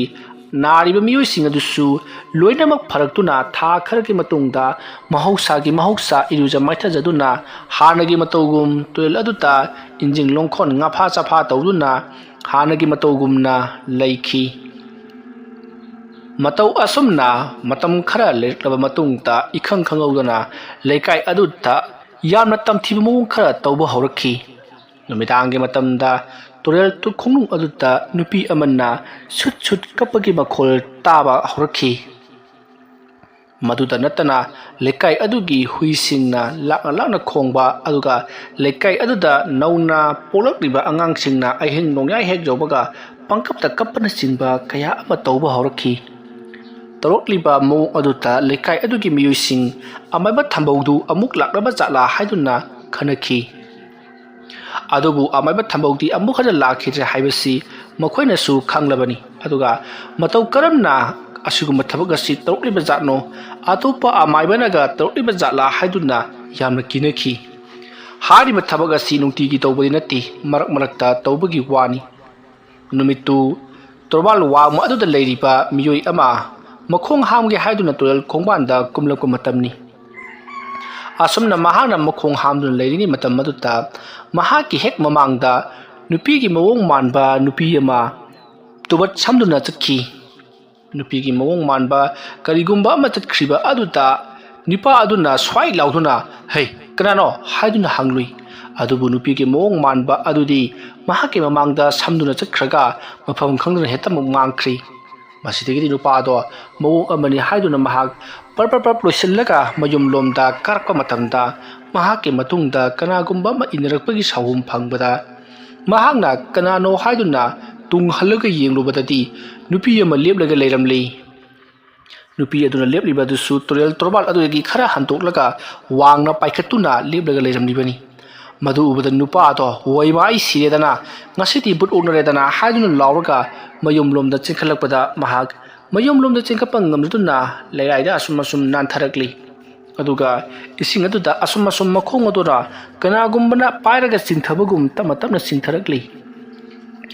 ꯑꯁꯨꯝꯅ ꯆꯤꯡꯊꯔꯛꯄꯗ ꯅꯨꯄꯥꯗꯣ ꯏꯁꯤꯡ ꯌꯧꯁꯜꯂꯛꯂꯤ꯫ ꯅꯨꯄꯥ ꯑꯗꯨꯅ "ꯀꯅꯥ ꯂꯩꯕꯒꯦ? ꯑꯩꯕꯨ ꯑꯃꯨꯛꯇ ꯀꯟꯕꯤꯌꯨ, ꯑꯩꯕꯨ ꯑꯃꯨꯛꯇ ꯀꯟꯕꯤꯌꯨ" ꯍꯥꯏꯗꯨꯅ ꯂꯥꯎꯔꯤ꯫ ꯑꯗꯨꯕꯨ ꯃꯍꯥꯛꯅ ꯂꯥꯎꯔꯤꯕꯗꯣ ꯀꯅꯥꯁꯨ ꯇꯥꯗꯦ ꯏꯁꯤꯡ ꯑꯗꯨꯗ ꯑꯁꯨꯝ ꯆꯤꯡꯊꯔꯛꯇꯨꯅ ꯃꯈ꯭ꯋꯥꯡ ꯌꯧꯁꯤꯟꯈ꯭ꯔꯦ ꯇꯟꯖꯥ ꯑꯗꯨꯗ ꯇꯨꯔꯦꯜ ꯑꯗꯨꯒꯤ ꯈꯣꯡꯅꯨꯡꯗ ꯂꯩꯔꯤꯕ ꯌꯨꯝ ꯇꯥꯔꯤꯕꯁꯤꯡ ꯑꯗꯨꯅ ꯀꯅꯥꯅꯣ ꯑꯃꯅ ꯂꯥꯎꯕꯒꯤ ꯈꯣꯟꯖꯦꯜ ꯇꯥꯏ ꯍꯥꯏꯗꯨꯅ ꯃꯈꯣꯏꯅ ꯃꯤꯀꯞ ꯊꯣꯛꯂꯛꯄ ꯃꯇꯝꯗꯗꯤ ꯅꯤꯄꯥ ꯑꯃꯅ ꯌꯥꯝꯅ ꯀꯟꯅ ꯑꯩꯕꯨ ꯑꯃꯨꯛꯇ ꯀꯟꯕꯤꯌꯨ ꯍꯥꯏꯗꯨꯅ ꯂꯥꯎꯔꯤꯕꯗꯨ ꯇꯥꯕꯗ ꯃꯈꯣꯏ ꯃꯌꯥꯝ ꯍꯧꯅꯗꯨꯅ ꯆꯦꯟꯊꯣꯔꯛꯂꯤ ꯑꯗꯨꯒ ꯃꯈꯣꯏꯅ ꯂꯥꯇꯦꯟ ꯊꯥꯎꯃꯩ ꯊꯥꯡꯗꯨꯅ ꯌꯦꯡꯂꯛꯄ ꯃꯇꯝꯗꯗꯤ ꯅꯤꯄꯥ ꯑꯗꯣ ꯏꯁꯤꯡ ꯑꯗꯨꯗ ꯑꯁꯨꯝ ꯀꯨꯝꯊꯈꯤꯗꯨꯅ ꯃꯍꯥꯛ ꯀꯔꯤꯅꯣꯃ ꯇꯧꯗꯨꯅ ꯂꯩꯔꯝꯂꯤꯕꯗꯨ ꯎꯕꯗ ꯃꯌꯥꯝ ꯄꯨꯝꯅꯃꯛ ꯆꯦꯟꯊꯔꯛꯂꯒ ꯅꯤꯄꯥ ꯑꯗꯨꯒꯤ ꯃꯈꯨꯠ ꯄꯥꯏꯗꯨꯅ ꯌꯥꯜꯂꯤ ꯑꯗꯨꯒ ꯃꯍꯥꯛꯄꯨ ꯂꯩꯔꯥꯏꯔꯣꯝꯗ ꯕꯔꯞ ꯆꯤꯡꯈꯠꯂꯛꯂꯤ ꯃꯇꯝ ꯑꯗꯨꯗ ꯅꯤꯄꯥ ꯑꯗꯣ ꯁꯣꯔ ꯊꯕꯦꯠ ꯍꯣꯜꯂꯒ ꯑꯀꯣꯏꯕ ꯑꯗꯨꯗ ꯀꯣꯏꯂꯩ ꯂꯩꯗꯨꯅ ꯌꯦꯡꯂꯤ ꯃꯇꯝ ꯑꯗꯨꯗ ꯃꯤꯑꯣꯏꯁꯤꯡ ꯑꯗꯨꯅ ꯍꯥꯏ ꯀꯔꯤ ꯇꯧꯔꯕꯒꯦ ꯃꯍꯥꯁꯣꯏ ꯍꯥꯏꯗꯨꯅ ꯍꯪꯂꯨꯕꯗ ꯅꯤꯄꯥ ꯑꯗꯨꯅ ꯑꯩꯁꯤ ꯃꯐꯝ ꯑꯁꯤꯗ ꯈꯣꯡ ꯍꯥꯝꯕ ꯂꯥꯛꯄꯅꯤ ꯑꯗꯨꯗ ꯅꯨꯄꯤ ꯑꯃ ꯇꯨꯡꯗ ꯄꯥꯏꯔꯒ ꯂꯩꯔꯝꯃꯤ ꯃꯍꯥꯛꯅ ꯑꯩꯕꯨ ꯑꯁꯨꯝ ꯆꯤꯟꯊꯔꯤꯕꯅꯤ ꯍꯥꯏꯔꯛꯄꯗ ꯃꯌꯥꯝ ꯄꯨꯝꯅꯃꯛ ꯑꯗꯨ ꯀꯤꯔꯗꯨꯅ ꯑꯀꯣꯏꯕꯗꯨꯗ ꯀꯣꯏꯂꯩ ꯂꯩꯗꯨꯅ ꯌꯦꯡꯂꯤ ꯃꯁꯤꯗꯒꯤꯗꯤ ꯃꯌꯥꯝ ꯄꯨꯝꯅꯃꯛ ꯀꯥꯔꯁꯤ ꯂꯥꯛꯑꯣ ꯍꯥꯏꯗꯨꯅ ꯌꯨꯝꯗ ꯀꯥꯔꯛꯂꯤ ꯑꯗꯨꯒ ꯅꯤꯄꯥ ꯑꯗꯨꯕꯨꯁꯨ ꯃꯌꯨꯝꯗ ꯍꯜꯍꯟꯈ꯭ꯔꯦ ꯃꯁꯤꯒꯤ ꯃꯇꯨꯡ ꯃꯊꯪꯒꯤ ꯅꯣꯡ ꯉꯥꯜꯂꯛꯂꯕꯗ ꯑꯃꯥꯏꯕ ꯑꯗꯨ ꯀꯧꯗꯨꯅ ꯀꯔꯤꯅꯣ ꯍꯟꯗꯛ ꯑꯃꯨꯛ ꯇꯧꯔꯛꯂꯤꯕꯁꯤꯅ ꯍꯥꯏꯗꯨꯅ ꯍꯪꯂꯤ ꯃꯇꯝ ꯑꯗꯨꯗ ꯑꯃꯥꯏꯕ ꯑꯗꯨꯅ ꯍꯥꯏꯔꯔꯤ ꯃꯃꯥꯡꯊꯛꯇ ꯑꯃꯥꯏꯕ ꯊꯝꯕꯧꯅ ꯃꯐꯝ ꯑꯁꯤꯗ ꯅꯨꯄꯤ ꯑꯃ ꯂꯥꯏ ꯑꯃ ꯍꯥꯏꯕꯗꯤ ꯕꯨꯠ ꯅꯨꯄꯤ ꯑꯃ ꯀꯧꯊꯣꯛꯂꯒ ꯂꯩꯀꯥꯏ ꯈꯨꯜ ꯑꯁꯤꯗ ꯊꯥꯖꯤꯜꯂꯝꯂꯤ ꯃꯗꯣ ꯑꯩꯈꯣꯏꯅ ꯃꯗꯣ ꯐꯅꯅꯕꯒꯤꯗꯃꯛꯇ ꯍꯣꯠꯅꯍꯧꯗ꯭ꯔꯤ ꯃꯔꯝ ꯑꯗꯨꯅ ꯃꯔꯝ ꯑꯣꯏꯔꯒ ꯍꯧꯖꯤꯛꯇꯤ ꯅꯨꯄꯤ ꯑꯗꯣ ꯁꯥꯐꯣꯡꯂꯛꯂꯤꯕꯅꯤ ꯃꯍꯥꯛꯄꯨ ꯇꯥꯏꯅꯗꯨꯅ ꯂꯣꯏꯁꯤꯟꯗꯕ ꯌꯥꯔꯔꯣꯏ ꯅꯠꯇ꯭ꯔꯕꯗꯤ ꯍꯟꯗꯛꯀꯤ ꯍꯞꯇꯥ ꯑꯁꯤꯗ ꯃꯍꯥꯛꯅ ꯃꯤ 5 ꯂꯧꯒꯗꯧꯔꯤ ꯍꯥꯏꯔꯛꯄꯗ ꯃꯌꯥꯝ ꯄꯨꯝꯅꯃꯛ ꯑꯗꯣ ꯌꯥꯝꯅ ꯀꯤꯅꯈꯤ ꯃꯁꯤꯗꯒꯤꯗꯤ ꯑꯃꯥꯏꯕ ꯑꯗꯨꯅ ꯀꯔꯤꯁꯨ ꯀꯤꯔꯨꯒꯅꯨ ꯅꯈꯣꯏꯅ ꯃꯥꯡꯖꯧꯅꯅ ꯑꯩꯉꯣꯟꯗ ꯍꯥꯏꯔꯛꯂꯤꯕꯁꯦ ꯌꯥꯝꯅ ꯐꯔꯕꯅꯤ ꯃꯔꯝ ꯑꯗꯨꯅ ꯍꯧꯖꯤꯛꯇꯤ ꯂꯥꯏ ꯇꯤꯟ ꯈꯣꯏꯔꯝ ꯊꯣꯛꯇꯨꯅ ꯃꯍꯥꯛꯄꯨ ꯇꯥꯏꯅꯅꯕꯒꯤꯗꯃꯛꯇ ꯇꯧꯔꯁꯤ ꯃꯍꯥꯛ ꯂꯣꯏꯁꯤꯟꯅꯕ ꯍꯣꯠꯅꯔꯁꯤ ꯍꯥꯏꯔꯛꯄꯗꯒꯤ ꯑꯃꯥꯏꯕ ꯑꯗꯨꯒꯤ ꯌꯥꯊꯪ ꯃꯇꯨꯡ ꯏꯟꯅ ꯂꯥꯏ ꯇꯤꯟ ꯈꯣꯏꯔꯝꯗꯨꯅ ꯃꯈꯣꯏꯅ ꯍꯧꯖꯤꯛ ꯎꯔꯤꯕ ꯅꯨꯄꯤ ꯑꯗꯨꯕꯨ ꯂꯣꯏꯁꯤꯟꯅꯕꯒꯤꯗꯃꯛꯇ ꯍꯣꯠꯅꯔꯛꯈꯤ ꯑꯁꯨꯝꯅ ꯇꯧꯗꯨꯅ ꯅꯨꯃꯤꯠ ꯑꯗꯨꯒꯤ ꯅꯨꯃꯤꯗꯥꯡ ꯋꯥꯏꯔꯝꯗ ꯑꯃꯥꯏꯕ ꯊꯝꯕꯧꯅ ꯀꯧꯊꯣꯛꯂꯒ ꯁꯤꯖꯤꯟꯅꯕ ꯅꯪꯈꯤꯗ꯭ꯔꯕ ꯅꯨꯄꯤ ꯑꯗꯨꯕꯨ ꯑꯃꯥꯏꯕ ꯍꯥꯏꯕꯗꯤ ꯇꯨꯔꯦꯜ ꯋꯥꯡꯃꯒꯤ ꯑꯃꯥꯏꯕ ꯑꯗꯨꯅ ꯇꯧꯗꯨꯅ ꯂꯥꯏ ꯇꯤꯟ ꯈꯨꯔꯨꯝꯗꯨꯅ ꯅꯨꯄꯤ ꯑꯗꯨꯕꯨ ꯅꯝꯁꯤꯟꯈꯤ ꯃꯇꯧ ꯑꯁꯨꯝꯅ ꯅꯨꯄꯤ ꯑꯗꯨꯕꯨ ꯅꯝꯁꯤꯟꯅꯅꯕ ꯍꯣꯠꯅꯔꯛꯄ ꯃꯇꯝꯗ ꯑꯃꯥꯏꯕ ꯑꯗꯨꯒꯤ ꯑꯀꯣꯏꯕꯗ ꯌꯥꯝꯅ ꯑꯀꯟꯕ ꯑꯁꯥꯕ ꯅꯨꯡꯁꯤꯠ ꯁꯤꯠꯄ ꯍꯧꯔꯛꯂꯤ ꯑꯗꯨꯒ ꯃꯍꯥꯛꯀꯤ ꯃꯇꯨꯡ ꯏꯜꯂꯛꯂꯤꯕ ꯃꯤꯑꯣꯏ ꯈꯔ ꯑꯗꯨꯒꯤ ꯃꯅꯥꯀꯣꯡꯗ ꯅꯨꯄꯤ ꯑꯃꯅ ꯈꯥꯡꯅ ꯅꯣꯛꯄꯒꯤ ꯈꯣꯟꯖꯦꯜꯁꯨ ꯇꯥꯔꯤ